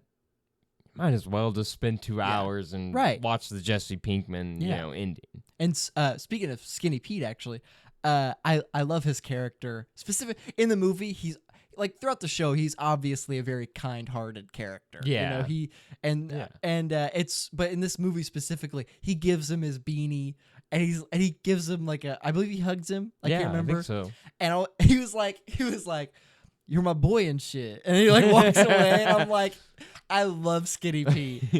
He's so good. He said something really like inspiring to him, like about him just like, oh, he says because he hugs him and stuff, and he stops and he's like, Jesse's like, well, you know, why'd you do that? And he goes, you're my hero and shit, bro. Yeah. And I'm like, dude. And Jesse's face when he says that, you know, because Jesse's gone through so much. Yeah. Skinny Pete pretty much knows everything that he's done. Yeah. And he's still like, You're my hero. You know, I love that. And Skinny Pete, I love you, Skinny Pete. I just forgot about that, but that was a really good moment. That's a great moment. You're my hero and shit, and he walks away. I love that. I love that so much. But this movie is such a nice breath of air. Oh yeah. From the show. Not that it didn't need to be perfect. You know, it didn't need to be a 10 out of 10, and it told the story it needed to tell perfectly. Yeah. You know? So yeah, I definitely recommend it if you have seen Breaking Bad. And I remember not crazy good, but I still remember some like pretty good cinematography and stuff like that. Like technically it's pretty, I mean, it's Vince Gilligan. It's pretty well made and stuff, pretty well shot. It's shot the same way that the show is, except it doesn't have the grain. It doesn't have the show is shot to feel like 2008 all the way through. But the movie it feels like 2019 when it came out. And that's the only kind of off-putting thing is seeing Walter White in 4K quality is like a little weird. Oh yeah, the diner scene. Yeah. I found out that that's actually they put a headpiece or they put a bald cap on him. Wow. And I was like, yeah, he looked a little off. He didn't look like he looked like something was going on with him. You know, it didn't feel like they had just shaved his head. Yeah. Well, I mean, can't really expect Bryan Cranston. Well, honestly, Bryan Cranston might. Maybe he could have had he could have a contract that like with a movie or something where he needed to grow out his hair. Yeah, that's true. Actually, it could have easily been he was growing out his hair for the show that he's currently doing, Your Honor, because he's got massive hair and a long beard. So it could be that he was like, yeah, I can't shave because I'm growing it out for this contract that I got. Yeah. But yeah, that's the only thing. It's the only thing off-putting about this movie is that it's shot in like 4K quality. Seeing all these characters and like really high quality is very off-putting. But which that also might be part of the reason why some of them look like substantially older as well. Not only because they did age, but also they are in better quality too. You can see their older flaws, you know, or whatever. But yeah, El Camino. Watch it if you haven't seen if you have seen Breaking Bad. Don't if you don't want to, but I'd say I recommend it. It can't hurt anything. It literally will only just make your experience with the show better. Yeah, that's all it'll do. Well, we have reached the end of the episode. Indeed. Thank you all so much for listening and tuning in to this week's episode. And you can follow us on all our social media. You can find us on our Instagrams. I am at Maceo Movies. I am at Loader Reviews. And you can find us at the Cinemaniacs Pod on Instagram and TikTok and YouTube and all the other social media stuff. All the stuff. And we'll go ahead and get out of your guys' hair. And we know that you need the room, so we'll go ahead and get out of here for you. Thank you all so much for tuning in. We'll see you in the next episode. The Cinemaniacs Podcast.